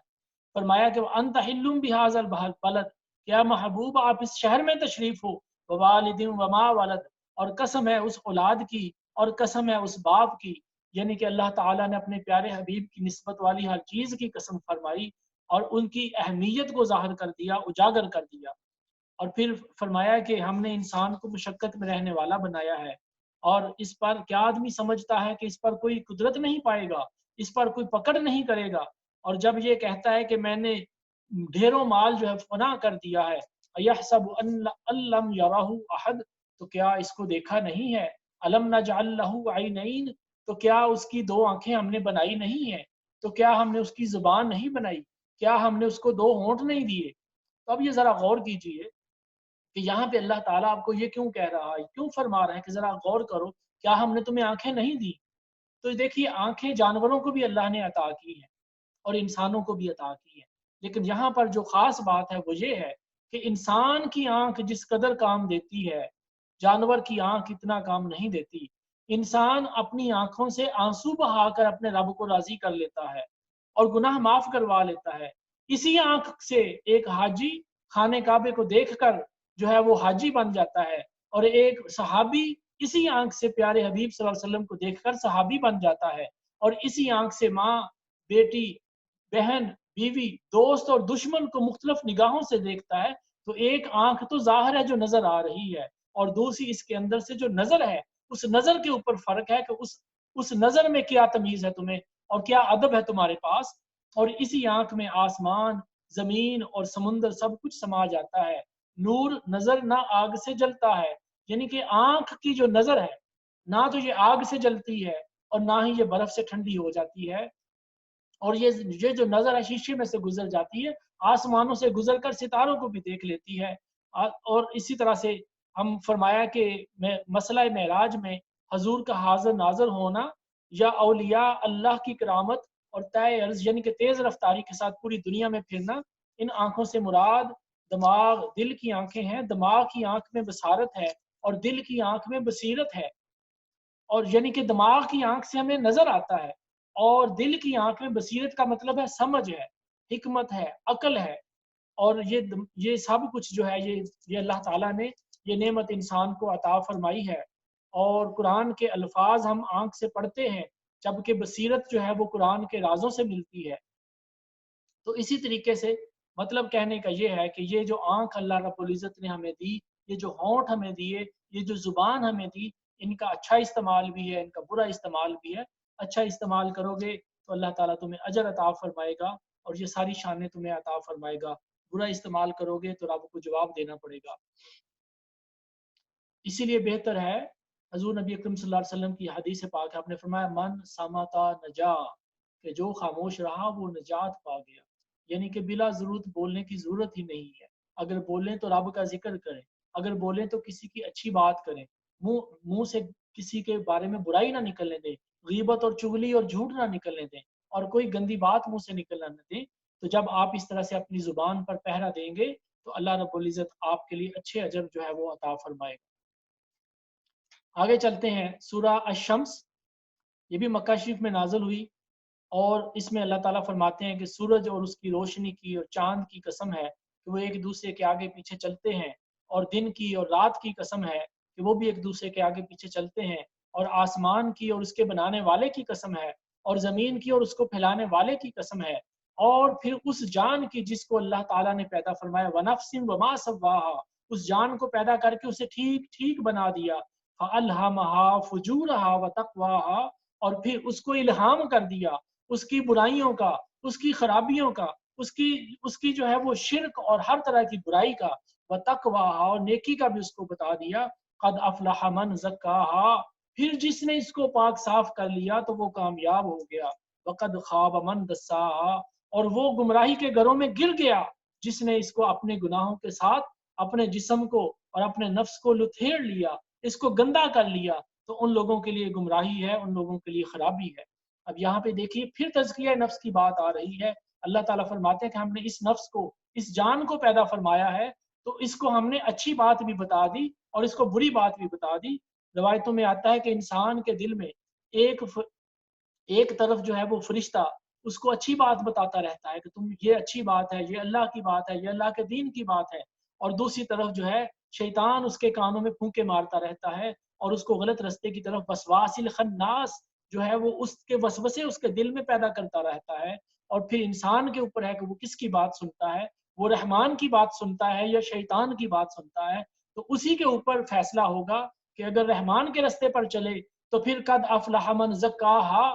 کامیاب لوگوں میں داخل ہو جاؤ گے، اگر شیطان کے رستے پر چلے تو قد خاب من دساہا، پھر دوزخ کے گڑھوں میں جانے والے لوگوں کے ساتھ ہو جاؤ گے۔ اللہ تعالی ہم سب کو اپنے آپ کو پاک صاف کرنے کی اور رسول اللہ صلی اللہ علیہ وسلم کے رستے پر چلنے کی توفیق عطا فرمائے۔ آگے چلتے ہیں، سورہ واللیل، اس سورہ کے اندر، یہ مکی سورہ ہے، اور اس میں حضرت ابوبکر صدیق رضی اللہ تعالی عنہ کے حق میں آیتیں جو ہیں وہ نازل ہوئیں کہ انہوں نے اللہ تعالیٰ ان کی جو کوشش ہے اس کو دیکھ رہا ہے، ان کے اعمال کو دیکھ رہا ہے کہ کس طریقے سے انہوں نے پرہیزگاری کی، کس طریقے سے انہوں نے صدقہ کیا، اور کس طریقے سے اللہ تعالیٰ کے رستے میں جو ہے وہ اس کو راضی کرنے کے لیے اپنا مال جان ہر چیز خرچ کی۔ تو انہوں نے حضرت ابوبکر صدیق رضی اللہ تعالیٰ عنہ نے حضرت بلال کو امیہ بن خلف سے خریدا تھا۔ حضرت بلال حبشی جو تھے وہ امیہ بن خلف کے غلام تھے، اور وہ آپ پر بڑا ظلم کرتا تھا، تو مسلمان ہو چکے تھے لیکن وہ آپ پر ظلم کرتا تھا، تو آپ نے اس کو بہت زیادہ قیمت دے کر خریدا اور آزاد کر کے رسول اللہ صلی اللہ علیہ وسلم کی خدمت میں پیش کر دیا۔ تو حضرت ابوبکر صدیق نے 7 غلاموں کو اس حالات میں خریدا اور ان کو جو ہے وہ آزاد کر دیا۔ اسی طریقے سے حضرت ابوبکر صدیق نے مسجد نبوی شریف کی زمین بھی خریدی اور وقف کر دی، اور 40,000 اشرفیاں جو سکے تھے اس وقت کے، وہ حضور نبی اکرم صلی اللہ علیہ وسلم کی خدمات میں خرچ کر دیں، اور حتیٰ کہ اپنے گھر کا سارا سامان، ہر چیز جو ہے وہ رسول اللہ صلی اللہ علیہ وسلم کی خدمت میں پیش کر دی، اور خود ایک اونی کمبل اوڑھ لیا، اور اس میں بٹن نہیں تھے تو جو ہے وہ کانٹے لے کر اس کے ساتھ اس کو جوڑ لیا۔ تو یہ اس طرح کی جو ہے وہ درویشی آپ نے اختیار کی اللہ تعالیٰ کو راضی کرنے کے لیے۔ تو اللہ تعالیٰ یہاں پہ فرماتے ہیں وَسَيَجَنَّبُهَا الْأَتْقَى الَّذِي يُؤْتِي مَالَهُ يَتَزَكَّى، سب سے بڑا پرہیزگار وہ جو اپنا صاف مال دیتا ہے، جو اپنا حلال مال رب کے رستے میں دیتا ہے۔ وَمَا لِأَحَدٍ عِندَهُ مِن نِّعْمَةٍ تُجْزَى، اس کے اوپر کوئی ایسا احسان تو نہیں ہے جس کی وجہ سے وہ لوگوں کو دے رہا ہے۔ ان غلاموں نے کوئی ابوبکر صدیق رضی اللہ تعالیٰ عنہ پر کوئی احسان تو نہیں کیا تھا جس کا وہ بدلہ دے رہے تھے۔ إِلَّا ابْتِغَاءَ وَجْهِ رَبِّهِ الْأَعْلَى، وہ تو صرف اپنے رب کا جو مکرہ ہے، اپنے رب کی جو رضا ہے، اپنے رب کی جو خوشی ہے، صرف اسی کو دیکھ رہے تھے۔ وَلَسَوْفَ يَرْضَىٰ، اور بے شک ہے کہ اللہ تعالیٰ اس کو راضی کر دے گا، قریب ہے کہ اللہ اس کو راضی کر دے گا۔ آگے چلتے ہیں، اس میں سورہ والضحیٰ اور پھر سورہ الم نشرح لک صدرک جو ہے، یہ دونوں صورتیں رسول اللہ صلی اللہ علیہ وآلہ وسلم کی تعریف میں اور آپ کے کچھ واقعات میں یہ نازل ہوئیں۔ تو کچھ وقت یہ ہوا کہ کچھ عرصہ ایک وحی جب نازل ہوئی، اس کے بعد دوسری وحی کے درمیان کچھ ٹائم، تقریباً کچھ مہینے جو ہے کوئی وحی نہیں آئی، تو کفار نے مشہور کر دیا کہ اللہ تعالیٰ نے محمد बिन अब्दुल्लाह मोहम्मद रसूलुल्लाह सल्लल्लाहु अलैहि वसल्लम को छोड़ दिया है। तो उस वक़्त ये सूरह नाज़िल हुई। पिछली सूरत में अल्लाह ताला ने कुफार की जो बातें थी उनका रद्द अबू बकर सिद्दीक के हक में वो सूरत और आयतें नाज़िल फरमाकर उसका रद्द जो है वहाँ पे किया था। यहाँ पे अल्लाह ताला ने अपने प्यारे हबीब का दिफा फरमाया, वद्दुहा वल्लैलि इज़ा सजा, और दोपहर की कसम और उस रात की कसम जब वो पर्दा डाल दे, मा वद्दअका रब्बुका वमा कला, ए प्यारे हबीब तुम्हारे रब ने तुम्हें नहीं छोड़ा और ना ही तुम्हें बिल्कुल किसी तरीके से पीछे किया, बल्कि तुम्हारे लिए हर आने वाला लम्हा वलल आखिरतु खैरुल लक मिनल ऊला, पिछले वाले लम्हे से, पिछले वाले दिन से, पिछले वाले महीने से और पिछले वाले साल से हर आइंदा आने वाला लम्हा और साल और महीना बेहतर होगा तुम्हारे लिए। और फिर फरमाया कि वाला सौफा युअतीका रब्बुका फतरदा, कि बेशक अन करीब तुम्हारा रब तुम्हें इतना अता फरमाएगा कि तुम्हें राजी कर देगा। यानी कि अल्लाह ताला अपने प्यारे हबीब की रजा चाह रहा है, अपने प्यारे हबीब को राजी करना चाह रहा है और इसका वादा कर दिया। फरमाया हबीब हम तुझे राजी करके छोड़ेंगे, हम तुझे इतना अता करेंगे तू राजी हो जाएगा। हालांकि खुद अल्लाह पाक ने फरमा दिया, इन्ना आतोइना कल कौसर, हमने तुम्हें कसरत अता फरमा दी, अता तो पहले ही कर दिया है। अब ये जो राजी करना है ये दरअसल हजूर नबी अकरम सल्लल्लाहु अलैहि वसल्लम अपनी उम्मत को बख्शवा कर राजी होंगे। फरमाया हदीस में आता है कि मैं उस वक़्त तक सजदे से सर नहीं उठाऊंगा जब तक मैं अपनी उम्मत को बख्शवा ना लूंगा। तो वहां पर जो मुनाफिकीन हैं, जो गुस्ताख रसूल हैं, उनके अलावा जो है अल्लाह ताला अपने हबीब के बंदों में से, अपने हबीब के उम्मतियों में से जिसको चाहेगा उसको अपने प्यारे हबीब की शफाअत नसीब फरमाएगा। इंशाअल्लाह हम भी ऐसे खुश नसीबों में शामिल होंगे और अल्लाह ताला से नबी पाक सल्लल्लाहु अलैहि वसल्लम की शफाअत जो है उसको मांगते हैं। तो अल्लाह ताला फरमाते हैं कि जब हमने तुम्हें यतीम पाया, बचपन में अभी आप जो है वो पैदा भी नहीं हुए थे कि आपके वालिद का साया सर से उठ गया, तो फिर जो है अभी 2 साल की उम्र के थे तो वालिदा मोहतरमा विसाल फरमा गई। फिर हज़रत अब्दुल मुत्तलब ने आपको पाला। फिर उसके बाद 8 साल की उम्र में हज़रत अबू तालिब ने आपको पाला। तो ये अल्लाह ताला फरमा रहे हैं कि हबीब हमने तुझे अकेला नहीं छोड़ा, हमने तुझे अपने पास से जगह अता फरमाई और जब हमने तुझे देखा कि हमारी मोहब्बत में तू वारफ्ता हो रहा है तो तुझे हमने अपनी तरफ का रास्ता अता फरमाया और फिर फरमाया कि हमने तुझे गनी कर दिया। और फिर तू यतीम, जब यतीम को देखो तो उसको धक्के ना दो, उसको दूर मत करो और मांगने वालों को झिड़को नहीं और अपने रब की नेमत का खूब चर्चा करो। तो ये अपने प्यारे हबीब पर अल्लाह ताला ने जो है अपनी नेमतें और ख़ास वादा फरमाया कि ए हबीब हम आपको राज़ी करेंगे, जैसे तुम चाहोगे हम वैसे करेंगे। बिस्मिल्लाहिर्रहमानिर्रहीम। ये आगे सूरह अलम नशरह है, सूरह इंशिराह, ये मक्की सूरह है। इसमें अल्लाह ताला फरमाते हैं कि ए प्यारे हबीब हमने आपका सीना खोल दिया, आपको दुनिया जहान की हिकमतें अता फरमा दी और फिर फरमाया कि ए हबीब हमने आपको खुश करने के लिए, आपकी रजा के लिए आपका जिक्र बुलंद कर दिया। पूरे जहान में, पूरी दुनिया में आपके दुश्मन भी आपकी तारीफ करते हैं और आज के मॉडर्न दुनिया में भी जो है most influential people in the history, उसमें टॉप ऑफ द लिस्ट रसूलुल्लाह सल्लल्लाहु अलैहि वसल्लम का नाम है। और इंग्लैंड के अंदर जो उनकी लॉ यूनिवर्सिटी है उसकी जो टॉप लिस्ट में जो दुनिया के मशहूर तरीन कानूनदान हैं उनमें सबसे पहले लिखा हुआ कानून देने वालों में हमारे सरकार नबी अकरम सल्लल्लाहु अलैहि वसल्लम का नाम लिखा हुआ है। तो ये अल्लाह की शान है कि उस अपने प्यारे हबीब की शान जो है उनके दुश्मनों से भी उनकी ज़ुबानों से निकलवाता है। और अल्लाह ताला ने अपने प्यारे हबीब का जिक्र बुलंद कर दिया और फरमाया कि हबीब तुम अगर ये तंगी है तो इसके बाद तुम्हारे लिए आसानी होगी और जब तू फारग हो जाए तो मेरे लिए मेरे रास्ते में खड़ा हुआ कर और नफल अदा कर, नमाज अदा कर और अपने रब की तरफ रजू किया कर। इसके बाद सूरत वत्तीन है। तीन जो है वो इंजीर को कहते हैं, फिग जिसको इंग्लिश में कहते हैं, और जैतून जो है ऑलिव। तो ये तीन और जैतून दोनों जो है ये फल बड़े ही, ये जन्नत के फल हैं। और इसके अलावा अल्लाह ताला ने कोहे तूर की फिर कसम खाई है और इस अमन वाले शहर यानी कि मक्का की कसम खाई है। और फिर ये सारी बातें बयान फरमा के फरमाया कि लक़द खलक़नल इंसान फी अहसन तक़वीम, कि हमने इंसान को बहुत अच्छी शक्ल सूरत में पैदा किया है। इसको तो फिर इसको हमने ज़मीन पर भेज दिया है और अगर तुम नेक अमल करते रहोगे तो तुम्हारे लिए बड़ा अजर होगा और फिर अगर तुम अल्लाह को जुटलाओगे तो फिर याद रखो कि अल्लाह सबसे बड़ा हाकिम है, तुम्हें उसकी तरफ जाना है। आगे सूरह अल अलक है। ये सबसे पहली सूरह है जो नाज़िल हुई नबी अकरम सल्लल्लाहु अलैहि वसल्लम पर और सबसे पहली वही है جو رسول اللہ صلی اللہ علیہ وسلم پر نازل ہوئی۔ اب ذرا غور کیجئے، آج جو لوگ یہ کہتے ہیں نا کہ علم نہ کریں، علم نہ سیکھیں، علم کی طرف نہ جائیں، تو ان کو ذرا غور کرنا چاہیے وہ کیا کہتے ہیں۔ اللہ رب العزت نے سب سے پہلی بات جو اپنے پیارے نبی صلی اللہ علیہ وسلم کی طرف بھیجی وہ کیا تھی؟ بسم اللہ الرحمن الرحیم، اقرا بسم ربک الذی خلق،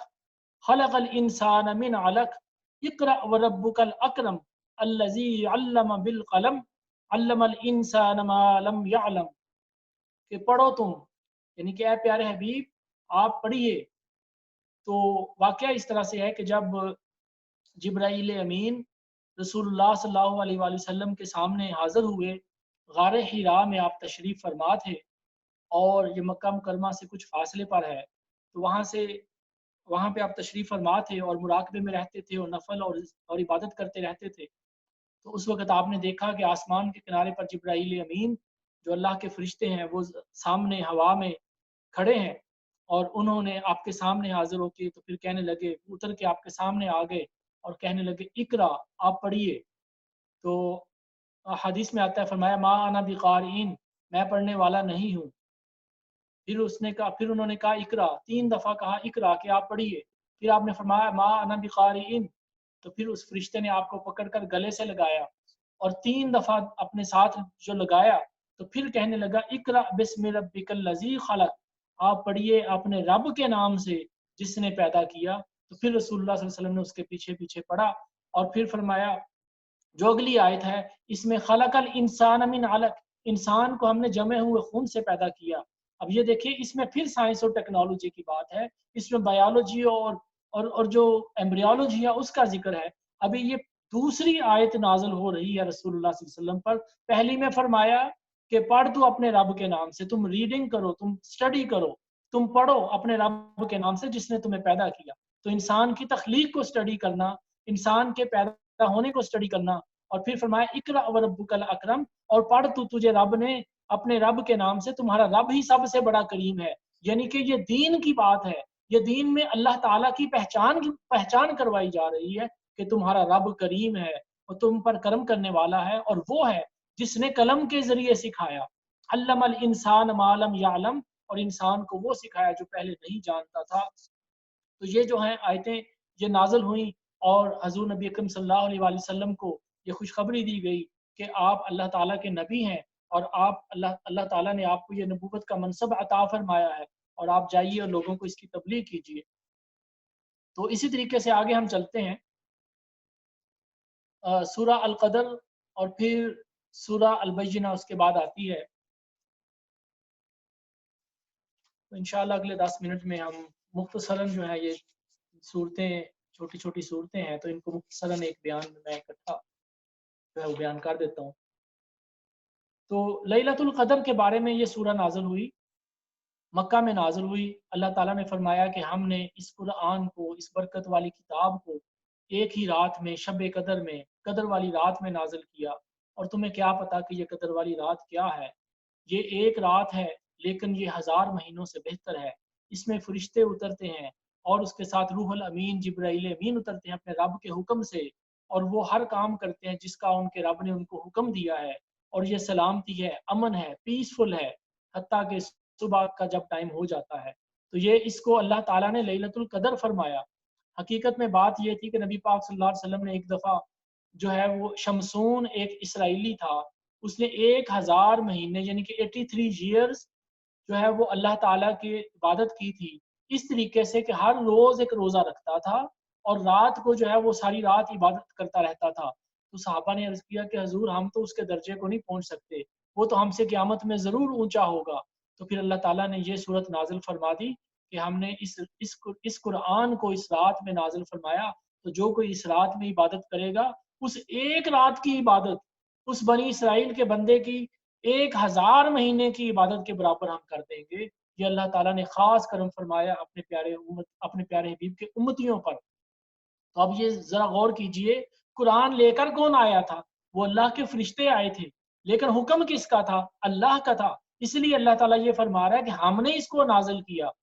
لیکن یہ اللہ تعالیٰ اس کام کو جو فرشتوں سے کروا رہا ہے اس کو بھی اپنا ہی کام فرما رہا ہے، اور پھر دوسری بات یہ کہ لیلۃ القدر کو نسبت ہو گئی اس قرآن سے، اس قرآن کی برکت کی وجہ سے یہ لیلہ نہ رہی بلکہ لیلۃ القدر بن گئی اور روز قیامت تک قدر بن گئی۔ اور جب بھی کوئی شخص جب یہ رات آئے گی اس رات کی عزت و تکریم اس میں عبادت کرنے والے کو اللہ تعالیٰ 1000 مہینے کی عبادت عطا فرما دے گا۔ تو یہ اللہ تعالیٰ اپنے نیک بندوں کے اگر قرآن پاک کی برکت کی وجہ سے ایک رات کو اللہ تعالیٰ یاد فرما رہا ہے اور اس کو لیلۃ القدر فرما رہا ہے تو وہ رات جس میں رسول اللہ صلی اللہ علیہ وآلہ وسلم تشریف لائے، جو کہ صاحب قرآن تھے، جو کہ صاحب نبوت تھے، جو رحمت للعالمین ہیں، جو صاحب قرآن ہیں اور تمام معجزے اللہ تعالیٰ نے ان کو عطا فرمائے، تو وہ رات کتنی برکت والی ہوگی۔ تو مومنوں کے لیے وہ رات بھی خوشی والی ہے، اور پھر وہ رات جو معراج والی ہے وہ بھی خوشی والی ہے۔ تو اس سے پتہ یہ چلتا ہے کہ وہ دن یا وہ رات جس کو اللہ کے بندوں سے نسبت ہو جائے وہ خاص دن ہے اور خاص راتیں ہیں، ان میں اللہ تعالیٰ اپنے بندوں کے لیے برکتیں رکھ دیتا ہے۔ اسی طریقے سے آگے چلتے ہیں سورہ البینہ۔ اس میں اللہ تعالیٰ نے پھر کافروں، اہل کتاب اور مشرکین کو کے بارے میں ذکر کیا کہ ہم نے ان کے اندر اپنے رسول بھیجے اور جو انہوں نے ان کو اپنے اللہ تعالیٰ کے احکامات جو ہے وہ بیان فرمائے، اور پھر ان کو بھی یہی حکم دیا گیا تھا کہ وہ اللہ تعالیٰ کی عبادت کریں، شرک نہ کریں، کسی کو رب کے ساتھ شریک نہ کریں۔ تو جو لوگ اللہ کے رستے پر چلے، حنفاء و یقیموا الصلاۃ و یؤتوا الزکاۃ، کہ انہوں نے نماز قائم کی اور زکوٰۃ ادا کی، اور پھر یہ دین سیدھا دین ہے، انہی کا دین سیدھا ہے کہ وہ سیدھے رستے پر چلنے والے ہیں۔ اور جو لوگ کفر کرنے والے تھے، جو اس رستے سے دور ہو گئے، تو وہ جو ہے وہ شر البریہ ہے، وہ تمام مخلوق میں بدتر ہے، تمام مخلوق میں بدترین ہے، اور جن لوگوں نے نیک عمل کیے وہ سب مخلوق میں سے بہترین ہیں، اور ان کے لیے ساری جزا اللہ تعالیٰ کے پاس ہے اور وہ اس میں ہمیشہ ہمیشہ رہیں گے۔ رضی اللہ عنہم ورضوا عنہ، اللہ ان سے راضی ہو گیا اور وہ اللہ سے راضی ہو گئے، اور یہ اس کے لیے ہے جو اپنے رب سے ڈرتا ہے، جو اپنے رب کے پاس جانے کی امید رکھتا ہے، اس کا ذوق اور شوق رکھتا ہے اور اپنے رب سے تقوی اور پرہیزگاری اختیار کرتا ہے۔ اور پھر اگلی سورت زلزال، اس میں اللہ تعالیٰ قیامت کی ہولناکیاں، قیامت کے جو زلزلے ہیں اس کے بارے میں بیان فرماتا ہے کہ اس دن زمین اپنا سارا کچھ باہر پھینک دے گی، انسان کہے گا کہ اے زمین تجھے کیا ہو گیا ہے کہ آج ہر چیز جو ہے وہ زلزلے سے جو ہے وہ ہل جائے گی، اور پھر اللہ تعالیٰ جو ہے وہ ہر چیز اپنی خبریں بتائے گی کہ تمہارے رب نے اس کو حکم دیا ہوگا، اور تمام لوگ اپنے رب کی طرف جائیں گے، اور اگر کسی نے ایک ذرے کے برابر بھی عمل کیا ہوگا، اچھا ہوگا یا برا ہوگا، وہ اس کو دیکھ لے گا۔ اور پھر اس سے آگے سورہ عادیات ہے، اس میں جو گھوڑے اور وہ سامان جو جنگ کے لیے استعمال ہوتا ہے ان کی اللہ تعالیٰ جو ہے وہ بات بیان فرما رہا ہے کہ کیسے اللہ تعالیٰ نے ان کو ایسے گھوڑے عطا فرمائے ہیں۔ بے شک انسان ناشکرا ہے اور وہ خود اس پر گواہ ہے، اور بے شک جو انسان ہے وہ جان اور وہ مال کی چاہت میں ضرور تیز ہے، یعنی کہ اس کو انہو لحب الخیر لشدید افلا یعلم اذا بعثر ما فی القبور، تو یہ جانتے نہیں ہیں کہ اللہ تعالیٰ ان کو قبروں میں سے دوبارہ زندہ کرے گا، اور جو کچھ ان کے سینوں میں ہے، یعنی کہ جو کچھ چھپائے پھرتے ہیں وہ سب کچھ کھول دیا جائے گا، سامنے آ جائے گا۔ پھر آگے سورہ القاریہ ہے، اس میں بھی قیامت کا ذکر ہے کہ القاریہ تم القاریہ، کھڑکھڑانے والی، بہت زیادہ نوائزی، بہت زیادہ نوائز جو کرنے والی، اتنا زیادہ ہولناک ہوگی قیامت کے، دل دہلا دے گی۔ تو تمہیں کیا پتا کہ وہ کیا ہے؟ اس دن جو ہے وہ انسان ایسے ہوں گے کہ جیسے ہوا میں اڑنے والے چھوٹے چھوٹے جو انسیکٹس، جو مچھر کی طرح اڑنے والے جو چھوٹے چھوٹے جو ہے وہ پتنگے ہوتے ہیں، اور وَتَكُونُ الْجِبَالُ كَالْعِهْنِ الْمَنْفُوشِ، اور پہاڑ جو ہیں وہ ریزہ ریزہ ہوا ہو کے ہوا میں ایک ذرات کی طرح اڑیں گے، اور جس کے عمل بھاری ہوں گے وہ تو راضی اور عیش والی زندگی میں ہوں گے، اور جس کے عمل کم ہوں گے وہ لوگ حاویہ میں یعنی کہ دوزخ میں ہوں گے۔ اور پھر اللہ تعالیٰ نے اگلی سورہ التکاثر میں فرمایا کہ الہاکم التکاثر، انسانوں، لوگوں،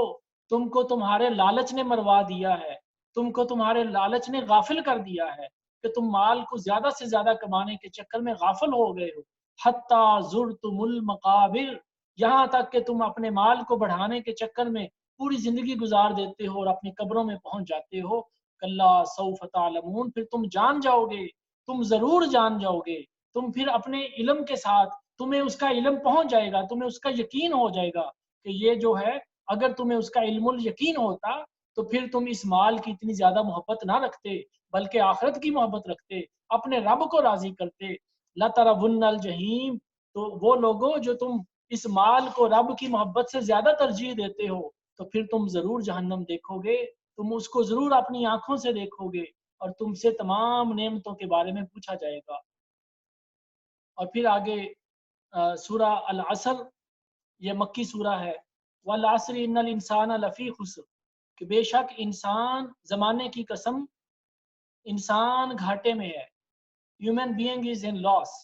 اب دیکھیے کہ انسان کو اللہ تعالیٰ نے ایک خاص زندگی عطا فرمائی ہے، کتنے ہزار سانس، کتنے دن، کتنے مہینے، کتنی راتیں اس نے زندہ رہنا ہے، جب وہ وقت آئے گا وہ نکل جائے گا، تو وہ ایک ہاور کلاک کی طرح اس کی جسم میں سے ریت نیچے گر رہی ہوتی ہے، جب وہ ختم ہو جائے گی، زندگی ختم ہو جائے گی، تو تمہیں یہاں سے جانا ہے۔ جو لمحہ، جو سیکنڈ، جو منٹ، جو دن، جو سالگرہ جس کو مناتے ہو خوشی سے، جب وہ گزر جائے گی تو وہ سال، وہ دن، وہ مہینہ واپس آنے والا نہیں ہے۔ اس وجہ سے اس کو لاس کہا گیا، اس وجہ سے اس کو گھاٹا کہا گیا۔ اگر اس گھاٹے کو بدلنا ہے تو پھر کیا کرنا ہوگا؟ الذین آمنوا، ایمان لے کے آؤ سچے دل سے اپنے رب پر، وعملوا الصالحات، اور نیک اعمال کرتے رہو، اور اللہ تعالیٰ کے رستے میں تبلیغ اور حق کی اور سچ کی تلقین اور صبر کی تلقین کرتے رہو، تو پھر یہ تمہارا گھاٹا جو ہے اس کو اللہ تعالیٰ نفع میں بدل دے گا، پھر اس کا تمہیں اجر عطا فرمائے گا۔ اور پھر اس سے آگے سورۃ ہمزہ، ویل لکل ہمزۃ لمزۃ الذی جمع مالا وعددا، پھر یہاں پہ ان لوگوں کی بات ہو رہی ہے کہ وہ لوگ جو لوگوں کے عیب بیان کرتا ہے، جو لوگوں کو گالیاں دیتا ہے، ان کے پیچھے سے ان کی بدی کرتا ہے، یعنی کہ غیبت کرتا ہے، اور پھر وہ مال جوڑ جوڑ کر رکھتا ہے۔ یہ ان کافروں کی بات ہو رہی ہے کہ وہ مال جوڑ جوڑ کر، گن گن کر رکھتے ہیں، اور اس میں سے غریبوں کا حصہ نہیں نکالتے، زکوٰۃ ادا نہیں کرتے۔ یحسب ان مالہ اخلدا، وہ یہ سوچتے ہیں کہ شاید یہ مال ساری زندگی ان کے پاس رہے گا، یہ ہمیشہ رہے گا، کبھی ختم نہیں ہوگا۔ کلا لینبذن فی الحطمہ، اور یاد رکھو کہ تمہیں ضرور اس روندنے والی آگ میں پھینک دیا جائے گا۔ اور تمہیں کیا پتا کہ حطمہ کیا ہے؟ یہ ایک اللہ کی بھڑکائی ہوئی آگ ہے جو دلوں کے اوپر تک پہنچ جائے گی، اور پھر وہ ان پر بند کر دی جائے گی لمبے لمبے ستونوں میں، یعنی کہ انسان کو اس کے اندر بڑے بڑے جو ہے پلرز کے اندر اس کو باندھ دیا جائے گا، چینز کے ساتھ اس کو ٹائٹ کیا گیا ہوگا، اور اس پر اللہ کا عذاب آئے گا۔ اور پھر آگے سورۃ الفیل ہے، فیل ہاتھی کو کہتے ہیں۔ حضور نبی اکرم صلی اللہ علیہ وسلم کی پیدائش سے پہلے جو ہے یمن کا ایک بادشاہ تھا، ابرہا اس کا نام تھا، تو اس نے مکہ پر حملہ کیا تھا، ہاتھیوں کی ایک پوری فوج لے کر آیا تھا، تو اس واقعے کا ذکر ہے یہاں پہ۔ الم تر کیف فعل ربک باصحاب الفیل، اے پیارے حبیب آپ نے نہیں دیکھا کہ ہم نے ہاتھی والوں کے ساتھ کیا کیا؟ what we have done with the people of elephants، الم یجعل کیدہم فی تضلیل، کیا ہم نے ان کو تباہ نہ کر دیا؟ ہم نے ان کے اوپر پرندے بھیجے، we sent birds on them، ابابیل کے پرندے تھے جو چھوٹے چھوٹے برڈز ہوتے ہیں، وہ آئے، ہر ایک پرندے کے منہ میں ایک چھوٹا کینکر تھا، اور ایک ایک اس کے ہاتھوں میں ایک ایک کینکر تھا، تو اس کے پاس تین تین جو ہے وہ سٹونز تھے، اور وہ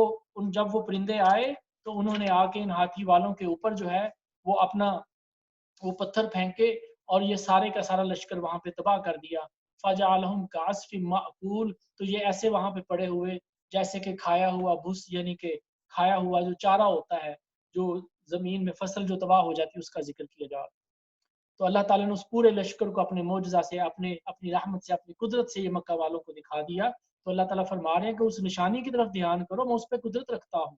اگر اس پہ قدرت رکھتا ہوں تو اب بھی میں اپنے پیارے حبیب کے لیے میں جو چاہے کر دوں۔ تو یعنی کہ اللہ تعالیٰ ان کو یہ نشانیاں دے کے عبرت دلا رہا ہے کہ اے مکے والو، تمہیں میں نے ان سے پناہ دی ہاتھی والوں سے، تو مجھ پر ایمان لاؤ۔ تو آگے چلتے ہیں، آگے سورہ القریش۔ سورہ قریش جو ہے یہ بھی مکہ میں نازل ہوئی، اس میں قریش کا ذکر ہے، لإیلاف قریش، چونکہ سرکار کا جو قبیلہ تھا وہ قریش والے تھے، تو ان کو پہلے دعوت دی گئی، ان کو بلایا گیا، ان کو کہا گیا کہ اے قریش والو، تمہارے لیے حسرت ہے کہ تمہیں یاد کرو کہ تمہیں اللہ تعالیٰ نے سردی کے دنوں میں اور گرمی کے دنوں میں تمہیں حفاظت فرمائی، اور پھر فرمایا کہ اس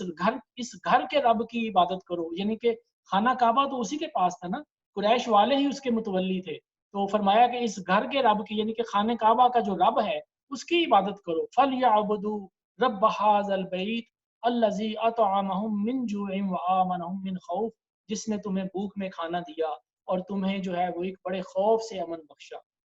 اس صورت کی بڑی برکتیں ہیں، جن میں سے ایک خاص نقطہ جو ہے وہ یہ ہے کہ اگر کوئی حالات ایسے آ جائیں کہ جہاں پہ جنگ کا خطرہ ہو، جہاں پہ امن و امان کا مسئلہ ہو، جان اور مال کا خطرہ ہو، بھوک اور پیاس کا خطرہ ہو، تو پھر اس آیت کا ورد کر کے اللہ سے دعا مانگنی چاہیے. آگے سورۃ الماعون ہے. اللہ تعالیٰ فرماتے ہیں کہ کیا تم نے نہیں دیکھا اس شخص کو جو دین کو جھٹلاتا ہے اور پھر وہ یتیموں کو کھلاتا بھی نہیں ہے، یعنی کہ یتیموں کو، مسکینوں کو کھلاتا نہیں ہے، نہ ہی غریبوں کو کھانا دیتا ہے، نہ وہ خود کھلاتا ہے، نہ لوگوں کو کھلانے دیتا ہے. اور پھر فرمایا کہ فَوَيْلٌ لِّلْمُصَلِّينَ، اور پھر ایسے نماز پڑھنے والوں کے لیے بھی خرابی ہے جو اپنی نمازوں کو بھول جاتے ہیں. الَّذِينَ هُمْ عَنْ صَلَاتِهِمْ سَاهُونَ، یہ اپنی نمازوں کو بھلائے بیٹھے ہیں. الَّذِينَ هُمْ يُرَاءُونَ، کہ یہ لوگوں کے لیے بس دکھاوا ہی کرتے ہیں. وَيَمْنَعُونَ الْمَاعُونَ، اور وہ برتنے کی چیزیں یعنی کہ استعمال کی چیزیں لوگوں کو استعمال نہیں کرنے دیتے. اب یہاں پہ ایک نقطہ ہے کہ یہاں پہ اللہ تعالیٰ یہ فرما رہے ہیں کہ جو لوگ نمازی ہیں،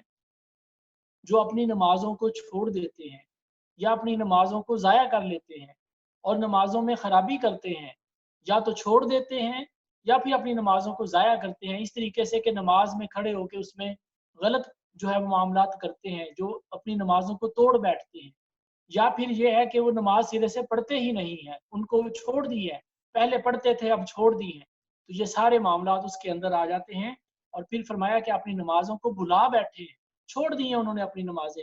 اور اس کو بھول گئے ہیں، یا پھر وہ نماز کے اندر ایسے اعمال ایسے کام کر رہے ہیں کہ اپنی نماز، کھڑے تو نماز کے لیے ہیں، کھڑے تو اب مسلح پر ہیں، لیکن وہ اپنی نمازوں کو بھول کے کھڑے ہیں. اور دوسری بات یہ کہ وہ لوگوں کو دکھا رہے ہیں. الذین هم یراؤون، وہ لوگوں کو دکھا رہے ہیں، رب کو نہیں دکھا رہے. وہ رب کو دکھانے کے لیے کھڑے نہیں ہوئے، رب کی رضا کے لیے نہیں کھڑے ہوئے، وہ صرف لوگوں کو دکھا رہے ہیں. کوئی ماں باپ کے ڈر سے پڑھ رہا ہے، کوئی شاید بادشاہ کے ڈر سے پڑھ رہا ہے، کوئی شاید لوگوں کو دکھانے کے لیے کہ میں نیک ہوں اس لیے پڑھ رہا ہے. تو جس طریقے سے نیت ہوگی اسی طرح کا ہی اس کا اجر ہوگا. تو یہاں پہ اس کا مطلب کہنے کا یہ ہے کہ خالص سچے دل سے اپنے رب کی بارگاہ میں کھڑے ہوا کرو، اور جب نماز کے لیے کھڑے ہو جاؤ تو خاص توجہ اپنے رب کی طرف کرو اور اپنی نمازوں کی حفاظت کرو. حافظوا علی الصلوات، اپنی نمازوں کی حفاظت کرو. والصلاۃ الوسطیٰ وقوموا للہ قانتین، خاص طور پر درمیانی نماز کی اور اپنے رب کے لیے جو ہے وہ خاشعین، عاجزی اور انکساری کے ساتھ کھڑے ہوا کرو، پوری توجہ اور فوکس کے ساتھ کھڑے ہوا کرو. تو ریاکاری کا یہاں پہ بتایا گیا کہ یہ لوگ جو ریاکاری کرنے والے ہیں، جو لوگوں کو دکھاوا کرتے ہیں، تو یہ ریاکاری جو ہے یہ چھوٹا شرک ہے. اس کو چھوٹا شرک کہا گیا ہے. کیوں؟ کہ تم اپنے رب کو راضی کرنے کے لیے لوگوں کو راضی کرنے کی کوشش کرتے ہو. تو جو ریاکار ہے، ریاکاری کرنے والا ہے، جو لوگوں کو دکھاتا ہے، لوگوں کو دکھانے کے لیے پیسہ دیتا ہے، لوگوں کو دکھانے کے لیے نمازیں پڑھتا ہے یا ذکر کرتا ہے یا اس طرح کے معاملات کرتا ہے جس کی نیت لوگوں کو دکھانے کے لیے ہے تاکہ لوگ میری عزت کریں، تو اس کی نماز کا، اس کے ذکر کا، اس کے نیک عمل کا اس کو کچھ اجر نہیں ملنے والا. روز قیامت اس کی نمازیں منہ پر ماری جائیں گی. اور اس آیت کو لے کر کوئی یہ نہ کہے کہ میں نماز ہی نہیں پڑھتا، میں چھوڑ دیتا ہوں. ہمیں کچھ لوگوں نے یہ سوال بھی کیا کہ جب نمازیں منہ پر ماری جائیں گی تو پھر ہمیں کیا ضرورت ہے نماز پڑھنے کی، ہم پڑھتے ہی نہیں. تو دراصل وہ پھر کفار کے رستے پر چل رہے ہیں. لا تقنطوا من رحمت اللہ، اپنے رب کی رحمت سے مایوس نہ ہو. جس طریقے سے بھی ہے اپنی پوری کوشش کرنا بندے پر فرض ہے. اپنے حت المقدور بہترین طریقے سے جو ہے وہ طہارت کریں، وضو کریں اور نماز میں کھڑے ہو جائیں، اور پھر اپنی طرف سے پوری کوشش کریں اللہ کو راضی کرنے کے لیے، اپنی نیت کو خالص کریں. یہاں پہ نیت کی بات ہو رہی ہے. تو جب آپ اپنے رب کے حضور کھڑے ہو جائیں گے تو اللہ تعالیٰ معاف کر دے گا. تمہارے دلوں کو جانتا ہے، تمہاری نیتوں کو جانتا ہے، تمہارے معاملات کو جانتا ہے. اگر اس نماز میں خیالات آئیں گے، کوئی اور معاملات آئیں گے، وسوسے آئیں گے، تو ان کے اوپر پکڑ نہیں ہے. اپنی طرف سے کوشش کرنا تم پر لازمی. پھر اس کے آگے جو ہے وہ سورہ کوثر ہے. فرمایا اے حبیب انا اعطیناک الکوثر. پھر یہ پیارے حبیب کی شان بیان فرمائی کہ اے پیارے حبیب ہم نے آپ کو سب کچھ عطا فرما دیا اور ہم نے آپ کو بے شمار کثرت والی خوبیاں عطا کر دی، بس تم اپنے رب کے لیے نماز ادا کرو اور اپنے رب کے لیے قربانی کرو، بے شک آپ کا جو دشمن ہے وہی بے نام و نشان رہے گا۔ ابو جہل اور جو اس طرح کے اس کے ساتھی تھے، یہ کہتے تھے کہ جو ہے رسول اللہ صلی اللہ علیہ وسلم کی جو کوئی بیٹا جو ہے وہ زندہ نہیں بچا یا بے اولاد ہے، اس طرح کی باتیں کرتے تھے۔ تو اللہ تعالیٰ نے اس کا جواب اس طرح سے دیا کہ اے پیارے حبیب، جو تیرے دشمن ہیں وہی ابتر رہیں گے، اور اللہ تعالیٰ نے یہ دکھا دیا رہتی دنیا تک۔ آج ابو جہل کی اولاد کو کوئی نہیں جانتا، ابو لہب کی اولاد کو کوئی نہیں جانتا، جنہوں نے رسول اللہ صلی اللہ علیہ وسلم کو ساتھ دیا، آج تک وہ سادات میں اور ان کی ہر جگہ پہ، ہر ملک میں، ہر شہر میں ان کی عزت موجود ہے۔ آگے سورہ الکافرون، یہاں پہ کفار جو تھے وہ رسول اللہ صلی اللہ علیہ وسلم کے پاس آئے اور کہنے لگے کہ آپ ایسے کریں کہ کچھ باتیں ہماری آپ مان لیں اور کچھ ہم آپ کی مان لیتے ہیں، یعنی کہ آدھا دین آپ کا ہم مان لیتے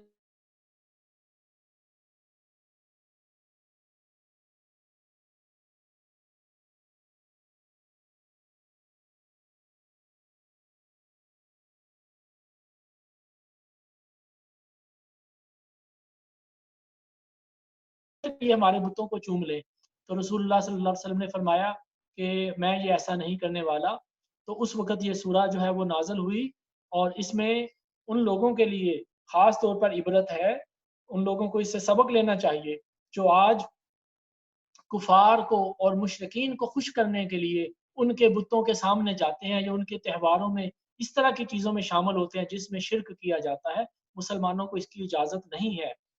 تو یہاں پہ اس میں فرمایا کہ اے کافرو قل یا ایھا الکافرون، اے کافرو،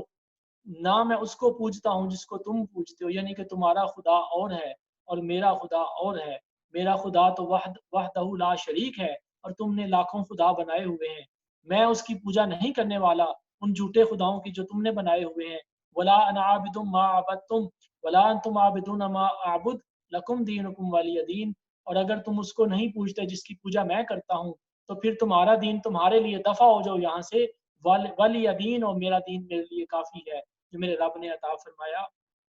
اور پھر آگے سورہ النصر، یہ مدنی سورہ ہے، اس میں اللہ تعالیٰ فرماتا ہے اذا جاء نصر اللہ والفتح، کہ جب تمہارے رب کی مدد آ گئی اور فتح نصیب ہو گئی اور تم نے دیکھا کہ لوگ اللہ کے دین میں فوجوں کی فوجیں، گروپ کے گروپ بن کر شامل ہو رہے ہیں، فسبح بحمد ربک واستغفر، تو اپنے رب کی تو تعریف کر، اپنے رب کی ثنا کر اور اس کی جو ہے وہ پاکی بول اور اس سے استغفار مانگ، بے شک وہ معاف کرنے والا ہے، وہ توبہ کو قبول کرنے والا ہے۔ اور یہ جو اگلی سورہ ہے، یہ سورہ اللہب، یہ جیسے ابو لہب کا نام یہاں پہ آیا تو یہ اس کے جو ہے بارے میں نازل ہوئی کہ وہ بڑی باتیں کرتا تھا اور آپ کو تکلیفیں پہنچانے کے درپے تھا، تو اللہ تعالیٰ نے یہ صورت نازل فرما دی کہ تباہ ہو جائے ابو لہب،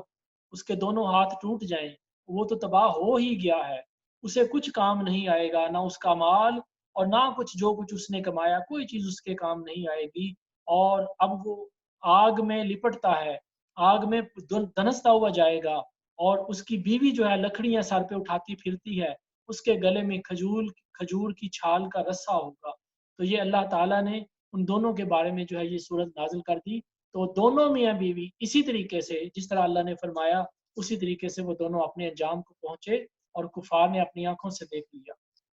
اور اس کے بعد سورہ اخلاص ہے، اس صورت کے بہت سارے نام ہیں، اس کے 20 نام بیان کیے گئے ہیں۔ اخلاص کا مطلب ہے خلوص، خالص، یعنی کہ بالکل پیور۔ یہ جو سورہ ہے توحید کی صورت ہے، مکمل توحید اس میں بیان کر دی گئی، قل هو اللہ احد، کہ اللہ ایک ہے، کوئی دو خدا نہیں، کوئی تین نہیں ہے، اللہ ایک ہے۔ اللہ الصمد، وہ بے نیاز ہے، اس کے برابر کوئی نہیں ہے، نہ اس سے کوئی اوپر ہے۔ لم یلد، نہ اس کی کوئی اولاد ہے، اس نے کسی کو پیدا نہیں کیا، اس کی کوئی اولاد نہیں ہے، نہ بیٹی ہے نہ بیٹا ہے۔ ولم یولد، اور نہ ہی اس کا کوئی ماں باپ ہے۔ ولم یکن لہ کفوا احد، اور اس کے جوڑ کا، اس کے برابر کا کوئی نہیں ہے، یعنی کہ نہ تو کوئی اس کے برابر ہے، نہ اس کا کوئی شریک ہے، نہ اس کا کوئی بیٹی بیٹا ہے، اور نہ ہی اس کا کوئی ماں باپ ہے، نہ اس کی کوئی ابتدا ہے نہ اس کی کوئی انتہا ہے۔ وہ مالک تھا، مالک ہے اور مالک رہے گا، اور وہ اللہ ہمیشہ سے ہے اور ہمیشہ رہے گا۔ اس نے ہمیں تمہیں پیدا کیا ہے، اور وہ ایک اللہ جو ہے وہ ایک خدا ہے، ला इलाहा इल्लल्लाह, इसी के ऊपर पूरा दीन है, मुहम्मदुर रसूलुल्लाह, और ये आप सल्लल्लाहु अलैहि वसल्लम की जो गवाही देना है, इसी के ऊपर मुकम्मल दीन है। इस सूरा की फजीलत ये है कि एक दफ़ा आप पढ़ें तो अल्लाह ताला आपको 10 दफ़ा 10 पारे यानी कि 3 दफ़ा इसको पढ़ें तो एक पूरा कुरान पाक पढ़ने का सवाब अता फरमाता है। और उसके अलावा ये फरमाया गया कि जो बंदा अपने घर में जाए तो एक दफ़ा कहे अस्सलामु अलैकुम व रहमतुल्लाह व बरकातुहू, सलाम करने के बाद जो है एक दफ़ा सूरह इखलास पढ़ ले तो इंशाअल्लाह ताला उसके घर में फ़कीरी यानी कि फ़क्र और गरीबी और फाका नहीं आएगा और अल्लाह ताला उस घर को महफूज रखेगा। तो इसके बाद जो आयत है ये सूरह फलक और सूरत नास, ये दोनों सूरतें जो है इसमें जादू का तोड़ है, इसमें जो है जिन्नों का तोड़ है, इसमें शैतानों का तोड़ है, इसमें वसवसे का तोड़ है। कोई किसी के ऊपर तावीज़ और जादू, कंडे, काले जादू इस तरह की चीज़ें करता कराता है। तो यहूदियों ने नबी पाक सल्लल्लाहु अलैहि वसल्लम पर जादू करने की कोशिश की थी, तो अल्लाह ताला ने ये जो सूरतें हैं, ये नाज़िल फरमा के नबी पाक सल्लल्लाहु अलैहि वसल्लम को जो है वो इसका इलाज आपकी पूरी उम्मत के लिए अता फरमा दिया। और ये जो सूरतें हैं जैसे कि पहले फरमाया सूरह फलक में, तुम फरमाओ कि मैं उसकी पनाह लेता हूँ जिसने सुबह को पैदा किया है, मैं उसकी पनाह को लेता हूँ जिसने सारी मखलूक को पैदा किया है, और मैं उस वक़्त की पनाह लेता हूँ कि जब वो दिन डूब जाता है, और मैं उन औरतों से पनाह लेता हूँ, उन औरतों के शर से पनाह मांगता हूँ कि जो पढ़ के जादू पढ़ के जो है विचेस, जो कि जादूगरनियां हैं या जादूगर हैं, वो पढ़ के धागों में फूंके मारते हैं। वमिन शर्रि हासिदिन इज़ा हसद, और हासद के शर से कि जब वो हसद करे। तो इसी तरह से सूरह नास जो है इसमें जो है अल्लाह ताला से पनाह मांगी गई, मैं लोगों के रब से पनाह मांगता हूँ। मालिकिन नास, जो सब लोगों का मालिक है, इलाहिन नास, कि जो सारे लोगों का खुदा है, मिन शर्रिल वसवासिल खन्नास, कि जो खन्नास जो है, जो शैतान है, वो दिलों में जो बुरे वसवसे डालता है, उससे पनाह मांगता हूँ। अल्लज़ी युवस्विसु फ़ी सुदूरिन नासी मिनल जिन्नति वन नास, लोगों के दिलों में वसवसे डालते हैं। और वो ये जो शैतान है, ये जो खन्नास है, ये जिन्नों में भी हैं और इंसानों में भी हैं। कभी ये इंसानों की शक्ल में आके आपको अल्लाह के रास्ते से दूर करते हैं। तो अल्हम्दुलिल्लाह रब्बिल आलमीन, आज अल्लाह के करम से जो है कुरान पाक का ये जो है हमने दर्स शुरू किया था, अब यहाँ पे मुकम्मल होता है। अभी याद रखिए कि ये सिर्फ एक इंट्रोडक्शन हमने पढ़ी है, सिर्फ हमने कुरान पाक की एक इंट्रोडक्शन पढ़ी है। ये एक एक जो है इसका खुलासा है, एक समरी ऑफ समरी है, खुलासे का भी ये खुलासा है। इसको डिटेल में पढ़ने के लिए एक एक सूरत को पढ़ने के लिए आपको बहुत टाइम चाहिए। तो हमने इब्तदा की है। अल्लाह ताला हम सब को ये अपने फजल से ये हिम्मत और ताकत और तौफीक अता फरमाए कि हम कुरान शरीफ से मोहब्बत करें, इसको याद करें, इसकी तिलावत करें, इसकी तजवीद को सीखें, इसके अहकामात को सीखें, और जिस चीज़ों से रब ने मना किया उससे बाज आ जाएं। अल्लाह ताला कुरान को हमारे लिए हिदायत बनाए। और यहीं पे हम आज जो है वो दुआ करते हैं। बिस्मिल्लाहिर्रहमानिर्रहीम। अल्लाहुम्मा सल्लि अला सय्यिदिना व मौलाना मुहम्मदिन व अला आलि सय्यिदिना व मौलाना मुहम्मदिन व बारिक व सल्लिम व सल्लि अलैहि। अल्लाहुम्मा आनिस वहशती फी क़ब्री। अल्लाहुम्मा अरहमनी बिल क़ुरआनिल अज़ीम वजअलहु ली इमामन व नूरन व हुदन व रहमा। अल्लाहुम्मा ज़क्किरनी मिन्हु मा नसीतु वअल्लिमनी मिन्हु मा जहिलतु वर्ज़ुक़नी तिलावतहु आना अल-लैली व आना अन-नहारी वजअलहु ली हुज्जतन या रब्बुल आलमीन। आमीन। ए अल्लाह, इस कुरान पाक को कब्र के अंधेरों में हमारा साथी बना दे। ए अल्लाह, मुझ पर इस कुरान अजीम के ज़रिए से रहम फरमा, हम सब के ऊपर इस कुरान शरीफ के ज़रिए रहम फरमा। और ए अल्लाह, इस कुरान को हमारा इमाम बना दे, इसको हमारा रहनुमा बना दे, इसको हमारे लिए नूर बना दे, इसको हमारे लिए हदायत बना दे, और इसको हमारे लिए रहमत बना दे। ए अल्लाह, इसमें से हम जो भूल गए हैं, ए अल्लाह हमें वो याद करा दे, उसको याद करने की तौफीक दे दे। और अल्लाह ताला, इसमें से हम जो गलती से भूल गए हैं या किसी भी तरीके से हमसे गलती हो गई, अल्लाह ताला हमें कुरान का वो इल्म अता फरमा। और ए अल्लाह ताला, तो इसकी तिलावत सुबह और शाम और रात और दिन हमारे नसीब में फरमा। और ए अल्लाह, इस कुरान को हमारे लिए हुज्जत बना दे, इसको हमारे लिए गवाह बना दे, اس کو ہمارے لیے ہمارا شفیع بنا دے یا رب العالمین۔ تو تمام جہانوں کا رب ہے، تو ہماری اس دعا کو قبول فرما یا رب العزت۔ تجھ سے مانگتے ہیں ہماری اس کوشش کو قبول فرما۔ ہمارے دوستوں نے، ہمارے بھائیوں نے، ہماری بہنوں نے، ہمارے والدین نے، ہمارے عزیز و اقارب نے، جن جن نے بھی یا اللہ اس رمضان کے مہینے میں قرآن کو پڑھنے کی کوشش کی ہے اور اس کو کھولا ہے، اس کی تلاوت کی ہے، اس کو سمجھنے کی کوشش کی ہے، اس کا درس سنے ہیں، اس کے درس دیے ہیں، یا اللہ تعالیٰ ان سب کو اجر و ثواب عطا فرما، ان سب کی کوششوں کو قبول و منظور فرما۔ اس قرآن پاک کے صدقہ سے یا اللہ اس بابرکت مہینے کے صدقہ سے ہم سب کو بخش دے۔ آج کی اس مبارک رات میں یا اللہ ہم سب کو بخش دے، جہاں جہاں بھی ہیں ہمارے والدین، ہمارے بہن بھائی، ہمارے عزیز و اقارب، ہمارے رشتہ دار، ہمارے بیوی بچے، ہمارے یار دوست، اہل سلسلہ جدھر جدھر بھی ہیں، اللہ تعالیٰ ان سب پر رحم فرما، ان سب کو اپنے دین کی سمجھ عطا فرما۔ اللہ تعالیٰ ان کو اپنے فضل سے، اپنے کرم سے، اپنے نیک ولیوں میں داخل فرما، اپنے کرم سے، اپنے فضل سے اپنے دین پر استقامت عطا فرما، رزق کے دروازے کھول دے یا رب العالمین۔ تجھ سے مانگتے ہیں، تو عطا کرنے والا ہے، تو رحمان ہے، تو رحیم ہے، تو مالک ہے، تو خالق ہے، یا اللہ تو عطا فرما، یا اللہ تو ہم سب کو بخش دے، یا اللہ ہمارے گناہوں کو نامہ اعمال میں سے مٹا دے، یا اللہ ہمارے نامہ اعمال میں سے گناہوں کو مٹا کے نیکیوں سے بدل دے، یا اللہ ہماری نیکیوں کو قبول و منظور فرما، ہمیں ریاکاری سے محفوظ فرما، ہمیں شرک سے محفوظ فرما، ہمیں غیبت سے محفوظ فرما، یا اللہ تیرے ذکر سے منہ موڑنے سے محفوظ فرما، اپنا ذکر عطا فرما دے۔ یا مالک تو رحیم ہے، تو کریم ہے، یا اللہ تیرا ہی فرمان ہے، یا ایھا الانسان ما غرک بربک الکریم، اے انسان تو اپنے کریم رب سے دور ہو کر کہاں جا رہا ہے؟ یا مالک تیرے پاس تے آئے ہیں ہم، تیرے پاس ہم اپنی جولیاں پھیلا کے بیٹھے ہیں، یا اللہ تو ہم سب کو معاف فرما۔ اللہم انک عفو کریم تحب العفو فاعف عنا، یا غفور یا غفور یا غفور۔ یا اللہ بے اولادوں کو صاحب اولاد کر دے، یا اللہ اولاد والوں کی اولاد کو نیک کر دے، بے ہدایتوں کو ہدایت عطا فرما دے، جو تیرے رستے پر چل رہے ہیں ان کو انعام یافتہ لوگوں کا ساتھ نصیب فرما دے۔ یا حبیب، یا اللہ اپنے پیارے حبیب کا مکھڑے کی زیارت نصیب فرما دے، مرنے سے پہلے توبہ نصیب فرما دے، یا اللہ عذاب قبر سے محفوظ فرما دے، قرآن کو ہمارا ساتھی بنا دے یا رب العالمین۔ اللہ تعالی ہماری اس دعا کو قبول فرما۔ یا اللہ پیارے حبیب کی دعاؤں میں جو انہوں نے اپنی امت کے لیے مانگے، ہمیں بھی اس میں سے حصہ عطا فرما۔ یا اللہ ہمارے والدین کی دعاؤں کو ہمارے حق میں قبول فرما۔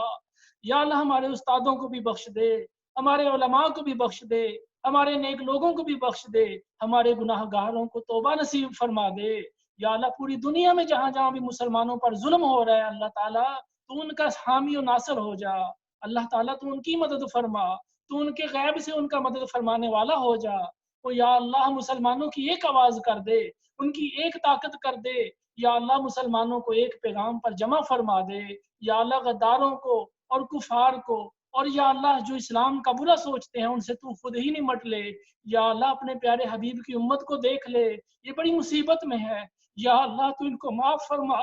یا اللہ تو ہم سب کو معاف فرما۔ ربنا تقبل منا انک انت السمیع العلیم وتب علینا انک انت التواب الرحیم یا رب العالمین۔ وصلی اللہ تعالی علی حبیبہ خیر خلقہ محمد وآلہ وصحبہ اجمعین برحمتک یا ارحم الراحمین۔